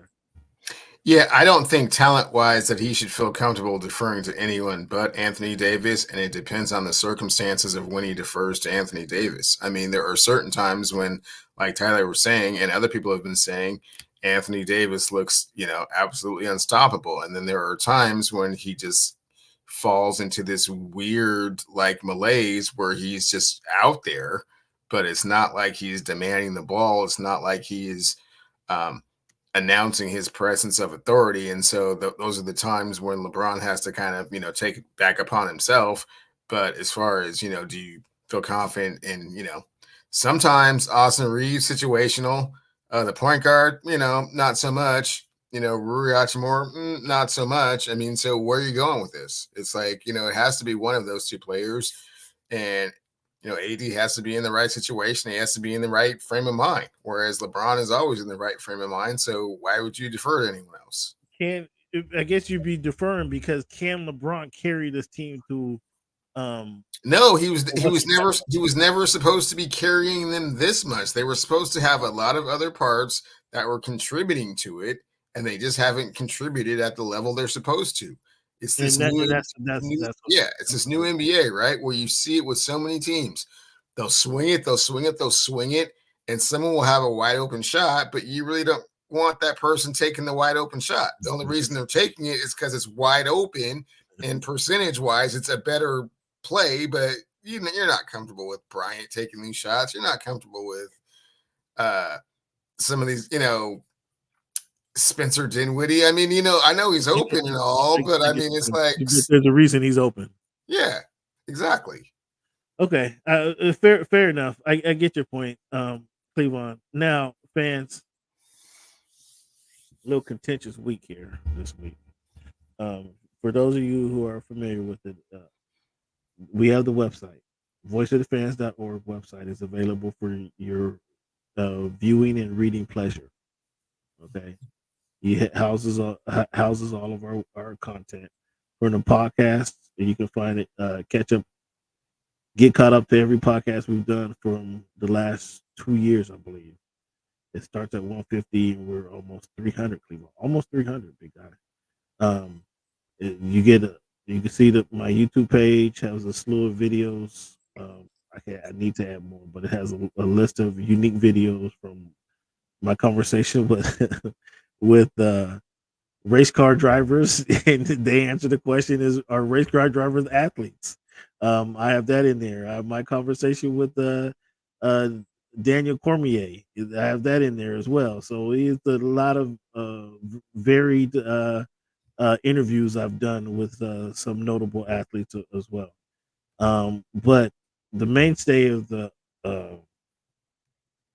website, it hosts articles, recent sports news, and this particular week, an article was published that discusses the criteria for winning the NBA championship. And I got a kick out of this article. This is penned by Cleavon Steele, my co-host. He took some shots at me. I thought that were unjust. I don't know that I appreciated the shots that were taken at me. And so I have to refute these shots that I was taking. First, Cleavon, I wanted to, and I'm gonna read a passage of this. Should I read the passage of this article first? I'm gonna read a passage of this article. Okay, please do. It goes into he breaks.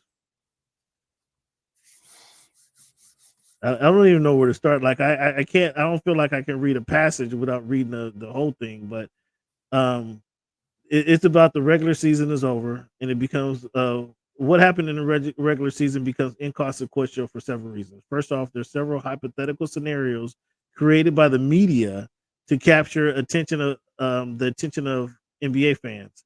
Often storylines that imply random teams have the potential to win an NBA championship are nothing more than marketing techniques to entice the viewer and readers into thinking their favorite team has a chance to do something great. Secondly, the NBA regular season tends to give false sense of security. Fans, are you listening to this?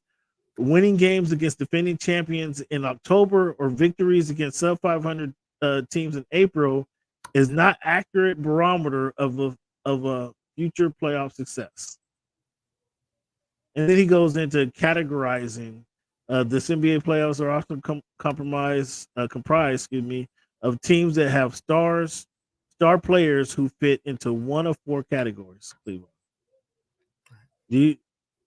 you're agreeing with all this? All this sounds kosher to you? And he categorizes there's newcomers in the league, right? These players are good, perhaps even all-stars, have led their team into the playoffs for the first time in their career. He uses Paulo Banchero as an example. The usual suspects. These players have multiple playoff appearances, but have never shown the ability to carry their teams to an NBA Finals. He uses Jalen Brunson as an example, and even Luka Doncic is in this example. Now, this is you don't believe in Jalen Brunson. I think he's been in the league 4 years, and he's a usual spec. He's been in the playoffs the last 3 seasons, Cam. Yeah, okay, but how many years have you been in the league? I think he's been in the league 3 years, Cleveland. Okay, so he's made the playoffs 3 consecutive years. Luka Doncic. You have Jalen Brunson and Luka Doncic in the same category, which is preposterous. The basketball legends. This is even more funny. The basketball legends. These players have led their teams to the brink of an NBA championship, but have always found ways to come up short. He uses Jason Tatum and Jimmy Butler as examples of this. Jason Tatum, again, I told you we're not talking about that team, right? We're not talking about that team because you have them as basketball legends. Jason Tatum has been to 5 straight Eastern Conference Finals and an NBA Final. A legend, I define legend differently. Jimmy Butler's been to 2 NBA Finals. Okay.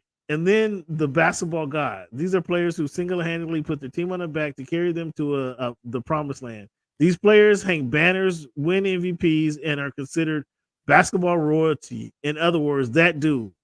Okay. He uses Giannis Antetokounmpo of the Milwaukee Bucks, Nikola Jokic of the Denver Nuggets. Now, sir, both of these men that you mentioned as the basketball god have won championship. Uno. One. and you have them as basketball gods. Wouldn't God. basketball gods be? I would think that a basketball god would be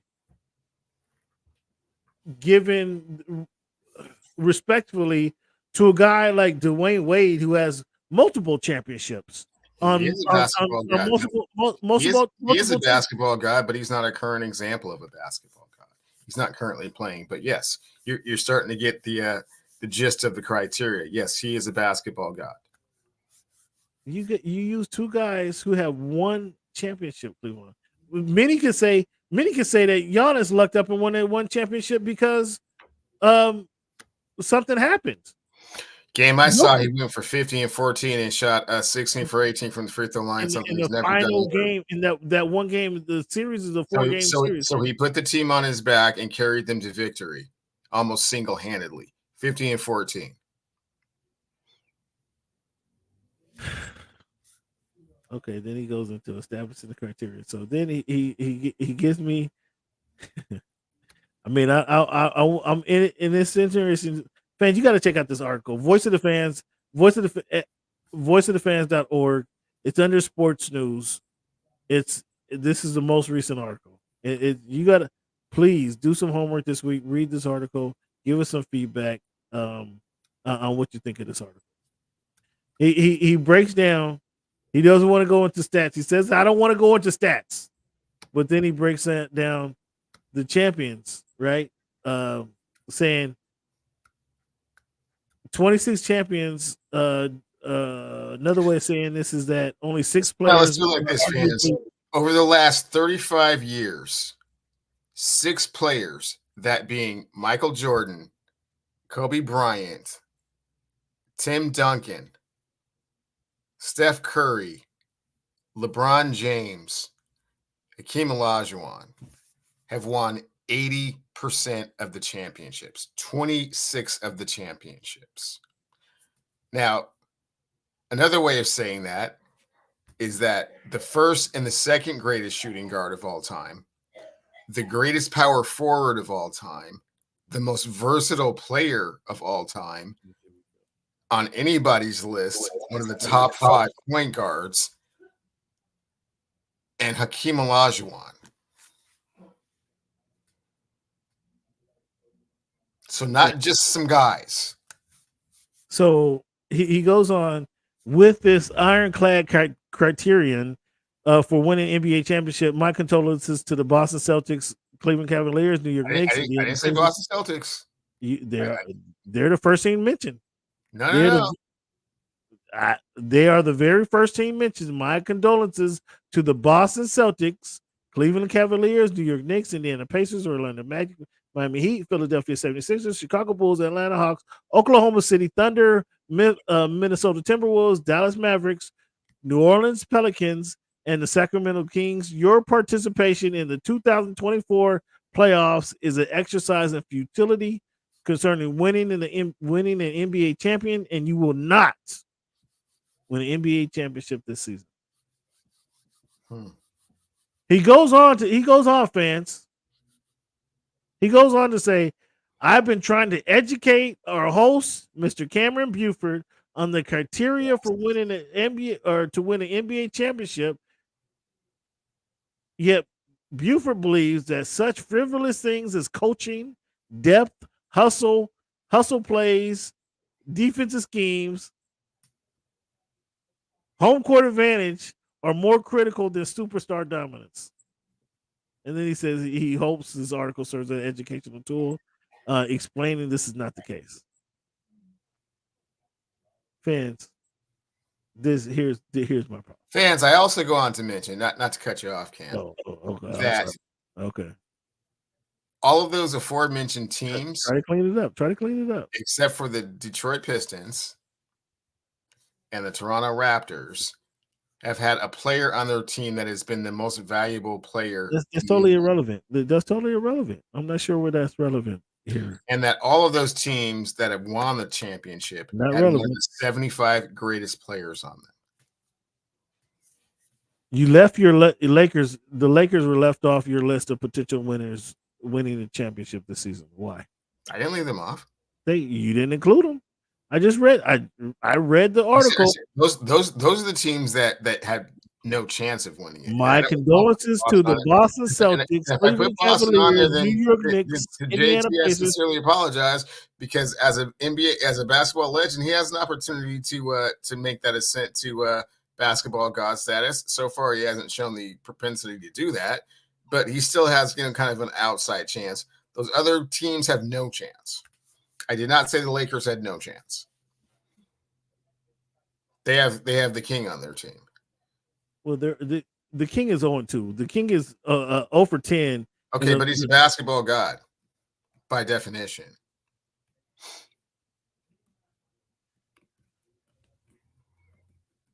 I brought up D Wade earlier. Yeah, D Wade was he not that guy? He has multiple rings. He has 3 championships. He has 3 championships. And he's a basketball god. Absolutely. I don't know, fans. I need your help, fans. Only was Kevin Garnett, Paul Pierce, Ray Allen, were those Kevin Garnett and Paul Pierce, were they basketball gods? Yes. Kevin Garnett won an MVP and they won the championship. Dirk Nowitzki wasn't a basketball god until Dirk Nowitzki won an MVP, and he's the 4th highest scoring player in the history of basketball, and he's on the 75 greatest, so he meets all the criteria for being a basketball god. Is Kawhi Leonard a basketball god? 2-time Finals MVP, and he's on the 75 greatest. Is that was that? I mean, you gave me some credentials there. Is Kawhi Leonard a basketball god? He is a basketball god.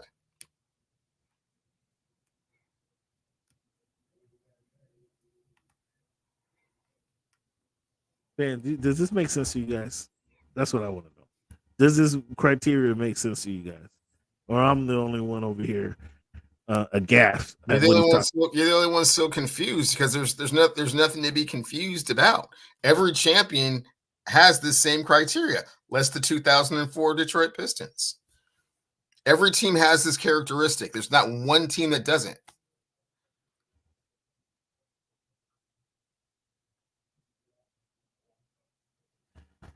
Fans, I'd love to get your feedback on this. Hit us up at _voice of the fans, at _voice of the fans. Check out the article at voiceoftthefans.org. Cleveland's criteria for winning NBA champion, and let me know where you stand. It's Ironclad fans. I highly recommend you reading it. It will educate and explain why you have to have that dude to win one. It's not just me saying this. The numbers completely 100% bear this out. Do the Suns have that dude? They have Kevin Durant, so they have an opportunity to do it. They're a little bit old and they're playing a little bit out of sorts, so it probably won't happen. But there's at least an opportunity for it to happen. So the Clippers have that guy. Why are you so hard on the Clippers? The same reason I'm hard on the Phoenix Suns. I mean, just because you have that guy doesn't mean that you necessarily will do that, but you do have to have that guy to do it. Really good teams don't win it. Teams with lots of all-stars don't win it. Teams that had a really good, successful regular season don't win it. Anything else you want to add? Because I think the fans are still kind of dumbfounded right now. Anything else you want to add to the article? I want to repeat this. The greatest shooting guard in Michael Jordan, the second greatest shooting guard in Kobe Bryant, the greatest power forward in Tim Duncan, the most versatile player the league has ever seen in LeBron James. By anyone's argument, one of the top 5 point guards to ever pick up a basketball in Steph Curry and Hakeem Olajuwon have won 80% of the championships from 90 to now. That's astounding.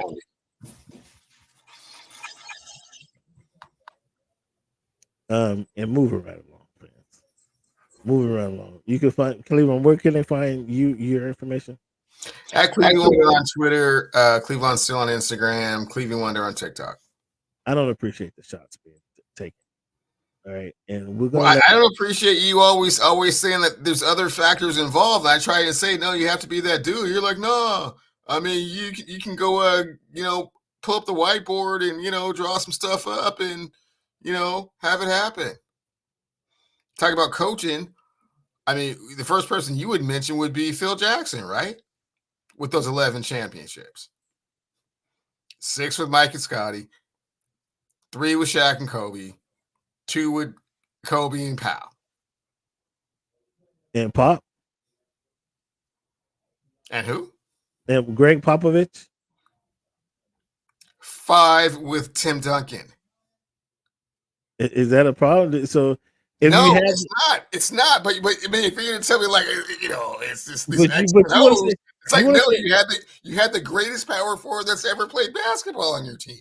But you at the same time want to say a coach like Frank Vogel, who did lead the Los Angeles Lakers to the last championship, is a nobody, and now he has he won a championship with the Lakers, and now he has Bradley Beal, Devin Booker, and Kevin Durant, and you're saying that he's going to be a nobody because he can't do it, it's not enough for them. Yeah, he's caused a regression in the team. He hasn't like done anything to make them better, and that's a shame. Fans, read the article, please. Read the article and let us know. Do some homework. Let us know what you think of this article. We're going to go to This Week in History segment, Cleveland. This Week in History, April 23rd, 1872, Charlotte E. Ray graduated from Howard Law School, becoming the first female African-American lawyer. April 23rd, 1951, students attending Moulton High School in Prince George County, Virginia, led a walk out to protest separate and equal school facilities, helping prepare the passing of the 1954 landmark desegregation law in the United States. I wasn't familiar with that. Were you familiar with the Moulton High School? Moulton? No, the Brown versus Board of Education, but not the walkout. April 24, 1972, James M. Roger Jr., became the first African American to become National Teacher of the Year, is honored in a ceremony at the White House. March 24, 1944, United Negro College Fund, the UNCF, is the oldest most successful minority higher education assistance organization in the United States. That began in 1944. 1903, April 27, 1903, Maggie L. Walker named president of Richmond's Luke Bank and Trust Company and become the first African American woman to head a bank. April 27, 1993, all of the members of Zambia national football team died en route to Dakar, Senegal, to play in the 1994 World qualifying match against Senegal. Kind of vaguely remember that. You recall that scenario? Vaguely. For April 25th, 1950, Charles Chuck Cooper become the first African American drafted by an NBA team. Cleveland. What team was he drafted by? Celtics. Yes. April 19, 1978, Max Robinson becomes first African American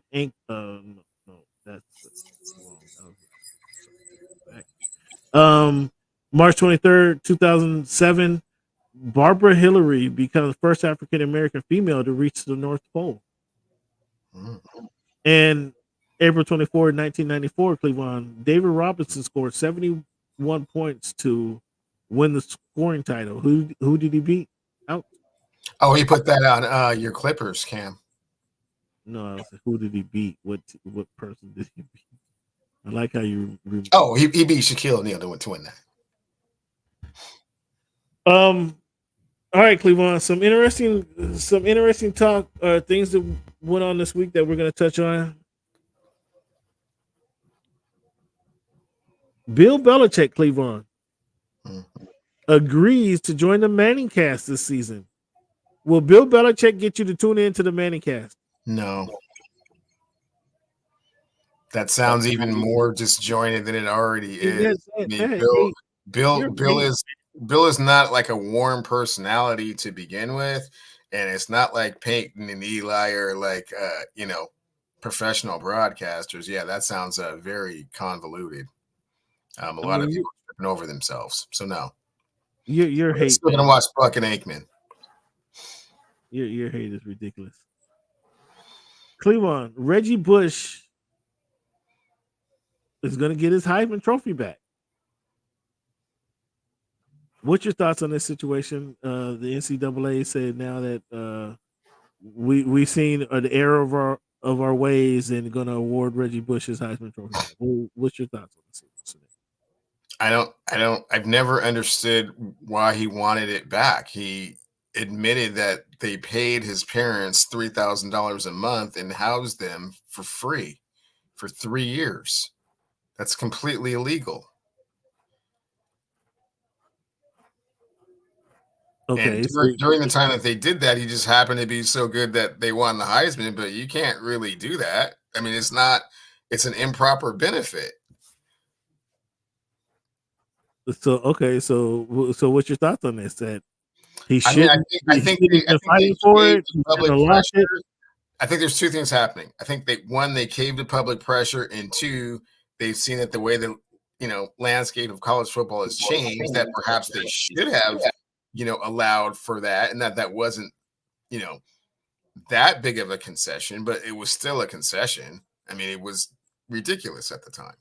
Well, I agree with you. I certainly agree with you. And that was your guy Pete. By the way.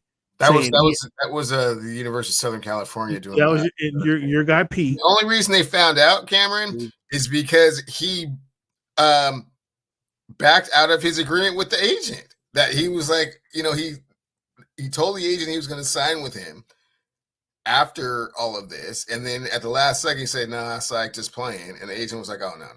Who was the head coach of the team that Reggie Bush played for? I believe that was Pete Carroll.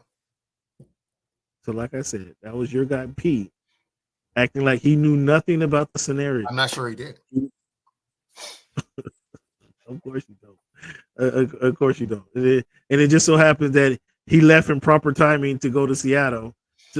Opportunity presented itself, Cameron. There was an opening up here in Seattle, and thank goodness we're better off for it. You not believing Pete knew anything about what the improprieties that were going on at USC is just your head is in the sand. That's all that is. I can't say for sure. I wasn't there, Cam. I was, Yeah, your head. There's a lot of moving parts to it. And like I said, the agent is one that broke the story to begin with, so no one would have known at all until the agent came out and said something about it. Well, finally the agent actually found an honest bone in his body. Good thing for the agent. So being that the NCAA is wanting to go and make wrongs of their make right their wrongdoings, should Michigan now be able to hang their Fab Five banners? Yeah. Should Jim Boeheim of my Syracuse Orange be granted his 100 win or have his 101 wins restored? Who was the improper benefits going to that took 101 wins away? Well, they said he was trying to, he might have been might have been your guy Carmelo came up there and had some palms greased and I mean perhaps had a few more shoes than he needed. Talking about all improper benefits. I mean, should Rick Pitino? Should we look at Rick? And Louisville get theirs back? Does UConn and Jim Calhoun get theirs back? Yeah, you're opening up the floodgates, man. I mean, if you want to say that. The only reason that Reggie Bush got in trouble is because he didn't sign with the agent and the agent went and told all. Right. So the NCAA says, okay, Mr. Agent and Reggie Bush, here's your trophy back. Now do the Fab Five deserve to have their banners hung back up? I mean, they're not championship banners, but they're... now we want to look at them differently. Everything's not on the up and up. Huh? I mean, whatever banners they take away, sure, give them back. But I mean, they're not championship banners, is all I said. This is a Heisman Trophy that they're giving back. I mean, that was so. If I was Reggie Bush, they would have had to send the feds after me like they did Trump and Mar-a-Lago or after they did like they did P. Diddy in Beverly Hills and Miami Beach. Like I'm not boxing anything up and sending it to you guys. If you guys send some people after me where I have to, hand it over or else I'm going to jail, that might have been the only way you guys got it. I'm not sending anything back to you. I think the part that is like the most ridiculous is that they act as if there's like some innocence here. Like he didn't do it. It's like he absolutely did it. Everybody knows he absolutely did it. Everybody knows it was against the rules when he did it. So why do you get to keep yours? And I mean, it's just, I don't know. It's always been strange to me that he's been like on this. He got wronged. They should have never came and took it. It's like that's just weird. I mean, well, that's kind of what Pete was pumping up. Like we're the good guys here, and that should have never been done. That's all you're saying. And then you want to act like Pete didn't know anything. That's essentially what you're saying. I don't know what Pete knew, but I know that what actually came out of all of this is that rules were broken, and there's no refuting that. So, but hey, congratulations to him for getting it back. Good for you. Talking about no refuting.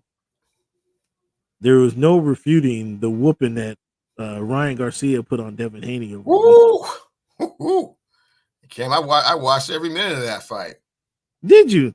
I did. I'm impressed. Cleveland took a Saturday night out to watch some boxing. Fans, I'm impressed by this. Tell us what you thought to that. Tell us what you thought of that fight, Cleveland. Man, I thought they should have stopped it in the 7th round. I thought there was about 3 or 4 knockdowns that didn't even get counted. Yeah, the ref was helping Haney out, wasn't he? Yeah, I mean, it was like, the ref was so clearly in this dude's back pocket. And I've talked about this so many times that boxing is lightweight fixed, man. Like it's a slant towards the more marketable fighter. I mean, the ref was doing some things like that was just way out of pocket. And then the round that he did knock him down, was it once or twice? And then he took a point away from Garcia that round. Well, he did hit him after he hit him on the break. He did hit him after the break. But he didn't count any of the other 3 knockdowns that happened.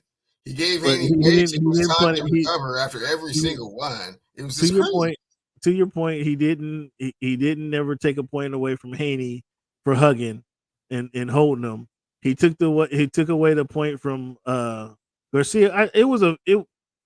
He hit him after the break, but he didn't get a warning. At least sometimes they warn, hey, don't do that again. If you do that again, I'm gonna take a point away. It was never a warning for Garcia for hitting after the break, but he did hit him after the break.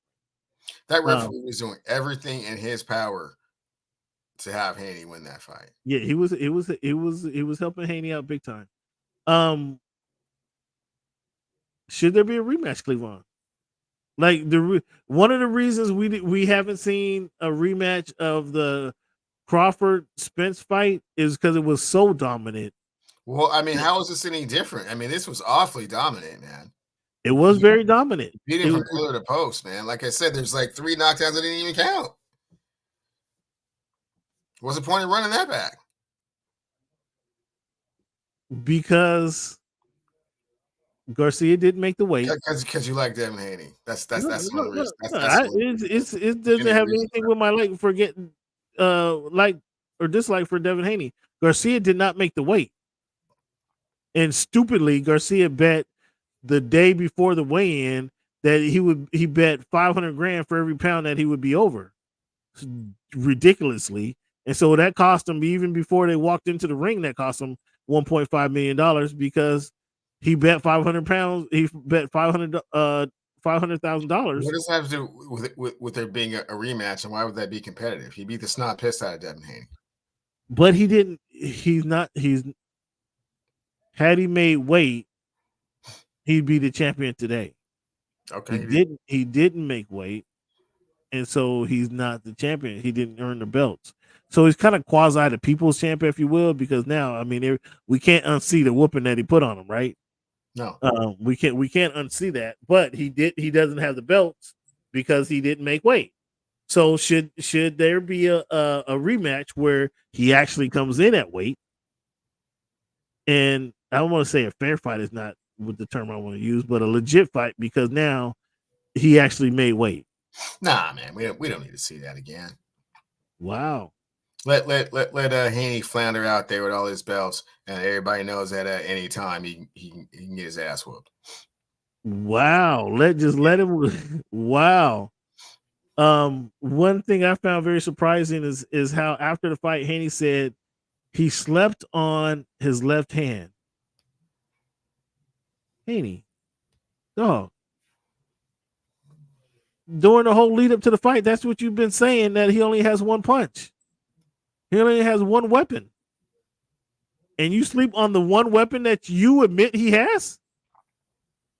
Like, didn't read his own scouting report, apparently. So what that told me is when even more so the ass whooping he took, is what that told me is that Haney needs a new trainer. His dad can't be the trainer. You know, there's trainers that like, here's an analogy, Cleveland, that you're not going to agree with or you're not going to buy into. Maybe I don't have an example to give you, but I'm sure this has happened in the tennis world. A coach can coach you to the world championship, but can't coach you to win the world championship. You follow me? No, because it's a terrible analogy because he has all the belts.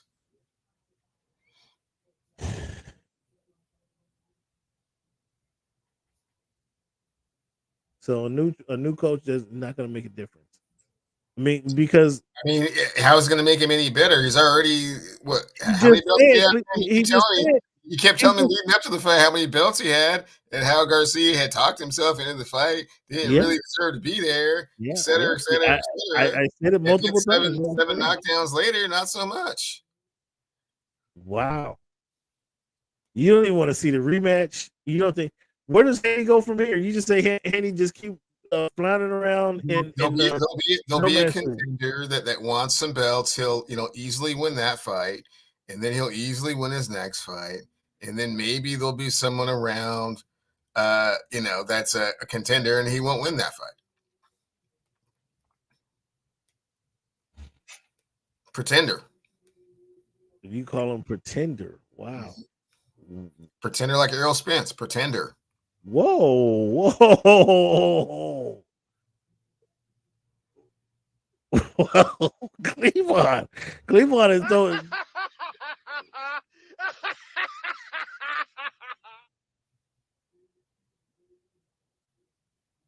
Cleveland is taking shots at everybody tonight. I mean, it's not me taking shots. They're the ones that got in the ring and had those performances. That wasn't me.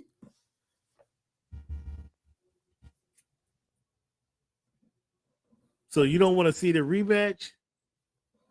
You want Haney to go play around with some other non-champions, and maybe you work your way back to the. Where does Ryan Garcia go from here? Do you want to now see Ryan Garcia and Tank Davis again? Oh yes, let's do that. Let's do that again. Sure. Oh, now you want to see that? Yeah, I'm okay with seeing that. I mean, because he's already got it and destroyed the dude that you said, "Ooh, everybody's so afraid of." Yeah, no, I never said that. I never said they were afraid of him. Oh my gosh! I never said they were afraid of Devin Haney. That I never said. The tape of the way you were so enamored with Devin Haney. You didn't even understand why this was a fight. I did. He talked. I will say it, and I will say it again. Ryan Garcia talked his way into this fight like he talked his way into the fight with Tank Davis. They shouldn't have been fighting. Yes, I will admit. I will gladly or proudly admit. You can't say that they shouldn't have been fighting because when they fought, you see what happened. Yeah, you're absolutely right. Yeah, this is what happens when your 5-time world champion walks into the thing and gets beat up badly. How does he say he slept on his left hand though? Like, how did you said Devin Haney that was the only punch he had, and you slip on the fight? You slept on the left hand? That's like saying you slept on a Deontay Wilder right hand. over the top. It's like, wow, how you gonna sleep on He that? said that. He said that. Come on, man. Come on, Devin Haney.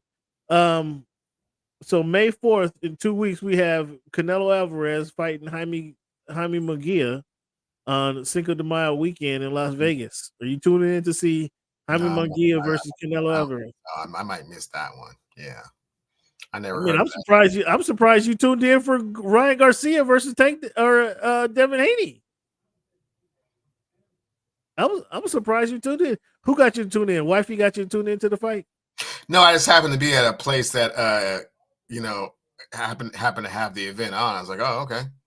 Okay. So you didn't seek the fight out. You weren't. No, it wasn't planned. It just happened to be on the television positioned. that we were watching at the establishment I was at. Okay, well that's like, oh, okay, well let's watch this. Let's watch this whole thing. Yeah. Okay.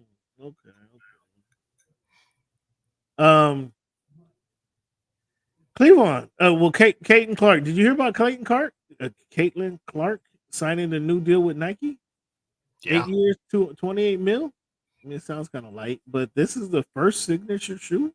I was surprised to hear that.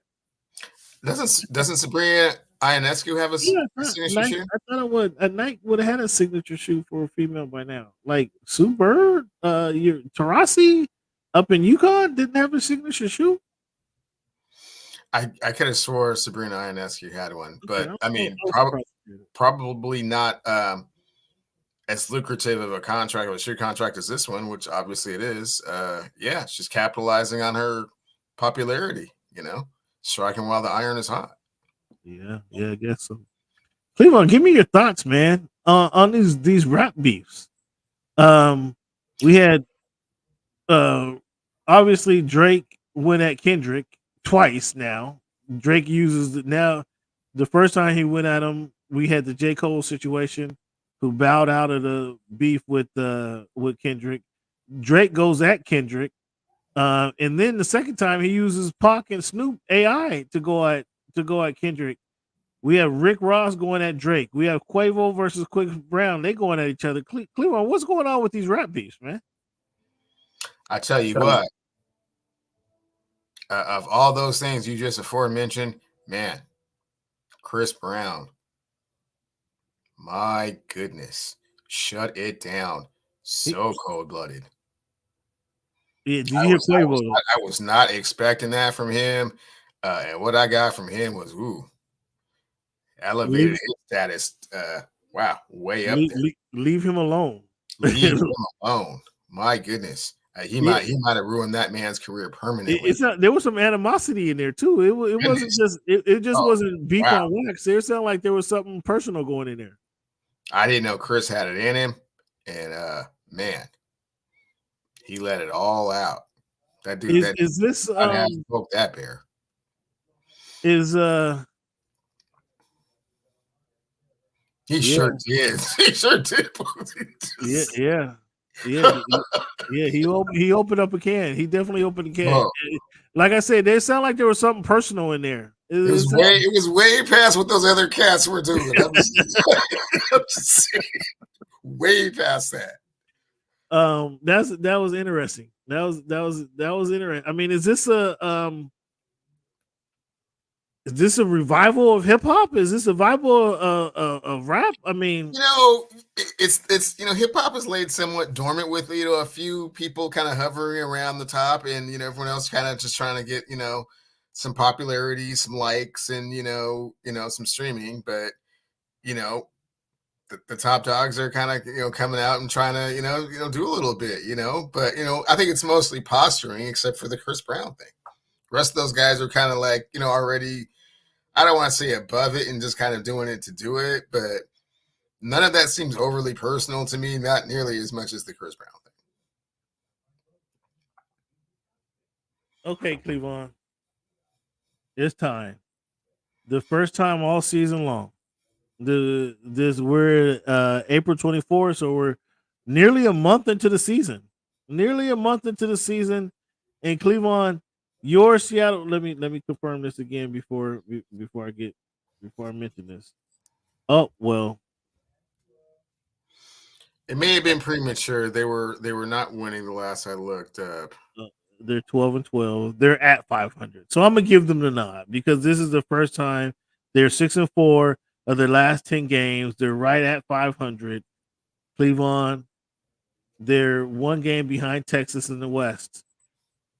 Go ahead for the Mariners minute, Cleveland. Now I was kind of happy they were over 500. I was trying to give them some praise. I was trying to give Seattle Mariners some praise, although I think they the high school team should be playing in that fancy T-Mobile Stadium, and I think the Seattle Mariners should be sent to banished to Portland or Vancouver because they've been a poor representative of the city of Seattle.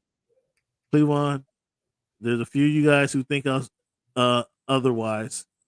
Go ahead and give your Mariners minute. Well, fans, good news is they have the best pitching staff in baseball. Bad news is they still can't score any runs, and they continue to strand runners on base. And as long as they continue to have that problem, they will continue to have problems winning lots of games. So although they're kind of in a good place right now, Houston is getting healthier. They still have the Rangers to contend with. So it's by no means smooth sailing from here, but I do like the way the pitching staff looks. And, Julio's starting to get a little bit hotter, but they still need a big bat in the middle of their lineup, which they don't have. So come the trade deadline, Cleveland. I know we're ways away from the trade line. We're not even near the halfway mark. But will they be buyers or sellers at the trade deadline? They will continue to do what Jerry DiPoto does. He always tries to find some needle in a haystack, some player that no one else has ever heard of that he thinks he can turn around. They'll come here and they can, learn the Mariner way and, be a contributor. The Mariner way? Yeah, I mean, they have this thing about controlling the strike zone and, seeing more pitches and kind of, wearing down pitching over time. But they just need a big bat that's consistent in the lineup. And like I've been talking about since October, I mean, if you have an owner that's talking about his financial situation, that's never a good thing. So the answer to your question is they'll be neither, or perhaps they'll be buyers, but on a very low level because they can't afford anything. They continue to treat the team like they play in a small market, and they don't. I've been watching sports since the late 70s. I've never heard one person ever say the Mariner way. That phrase has never been uttered in my life. Okay, so maybe I should have said the Mariner philosophy with regards to hitting, which to me hasn't worked. So it's just kind of a fallacy that if you just see pitches in a certain area or a certain zone and that's all you're looking for, and you don't swing at pitches outside the plate, it's like that's just not realistic. Pitches come too fast. They break, they slide, So what's your thoughts on Jackson Holiday going 1 for 30 for the Orioles? Should they stick with them or send them back down? You can't stick with him too much longer. I mean, he's 1 for 30. I mean, you're just crushing his confidence one way or the. I mean, it's unfortunate because you're crushing his confidence both ways. If he goes 1 for 50 and you send him back down, it's like, man, I'm not a major league player. If you send him 1 for 30, it's like, oh man, he didn't give me a chance. Like, that was my chance and I blew it. So it's like, what do you do here? You hope that he can turn it around, but the Orioles are such that you can't wait forever.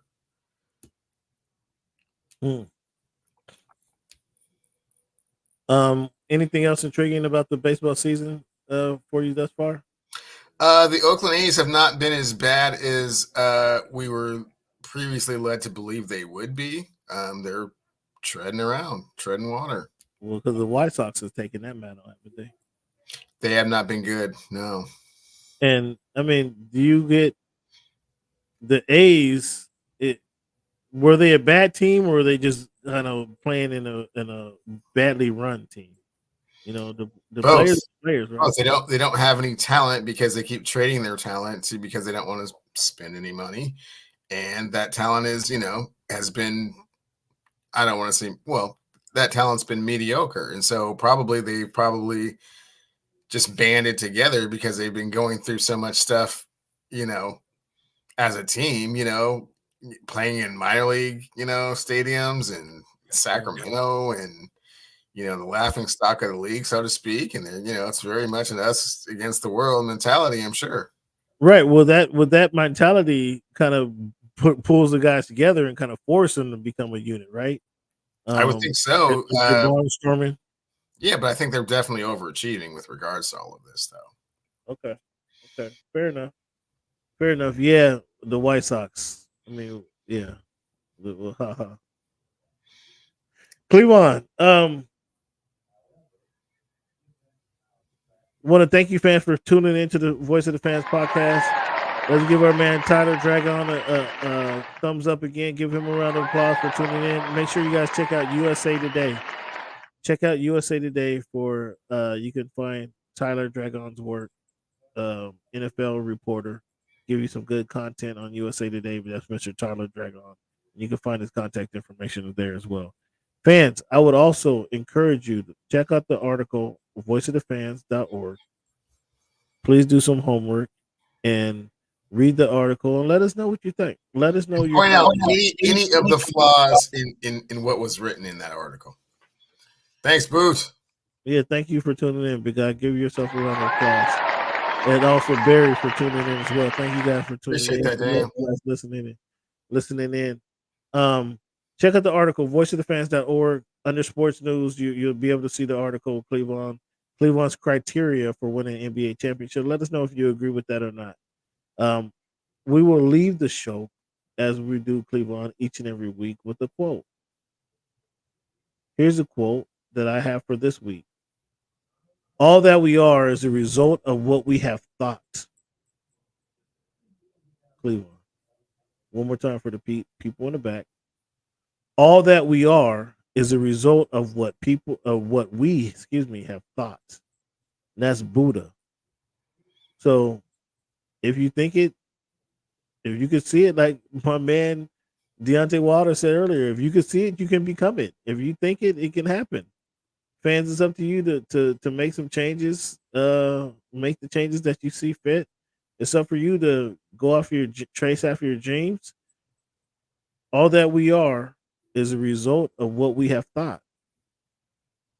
So if you're in a perfect situation, you have no changes to make. You can end up like Devin Haney, get knocked out, or you can think you could think about the positive side and end up like Ryan Garcia. Garcia. Don't ever end up like Devin Haney. That's a tough place to be.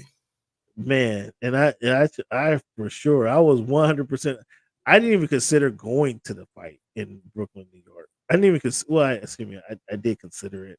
I elected not to go to the fight because I expected it to be a boring fight. I didn't expect it to be. I didn't expect to see what we saw, and I figured I'd tune into it from home. There was no reason for me to go.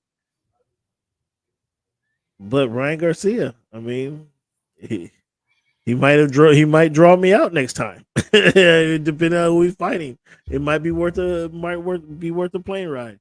So, fan, thank you guys for tuning in to the Voice of the Fans podcast. We really appreciate it. I asked you to tell a friend about the Voice of the Fans podcast. Share the podcast if you like what you hear, if you enjoy what you see, however you're watching, wherever you're watching from. And I will leave you guys with this. Cleveland, thank you for making our voice your choice.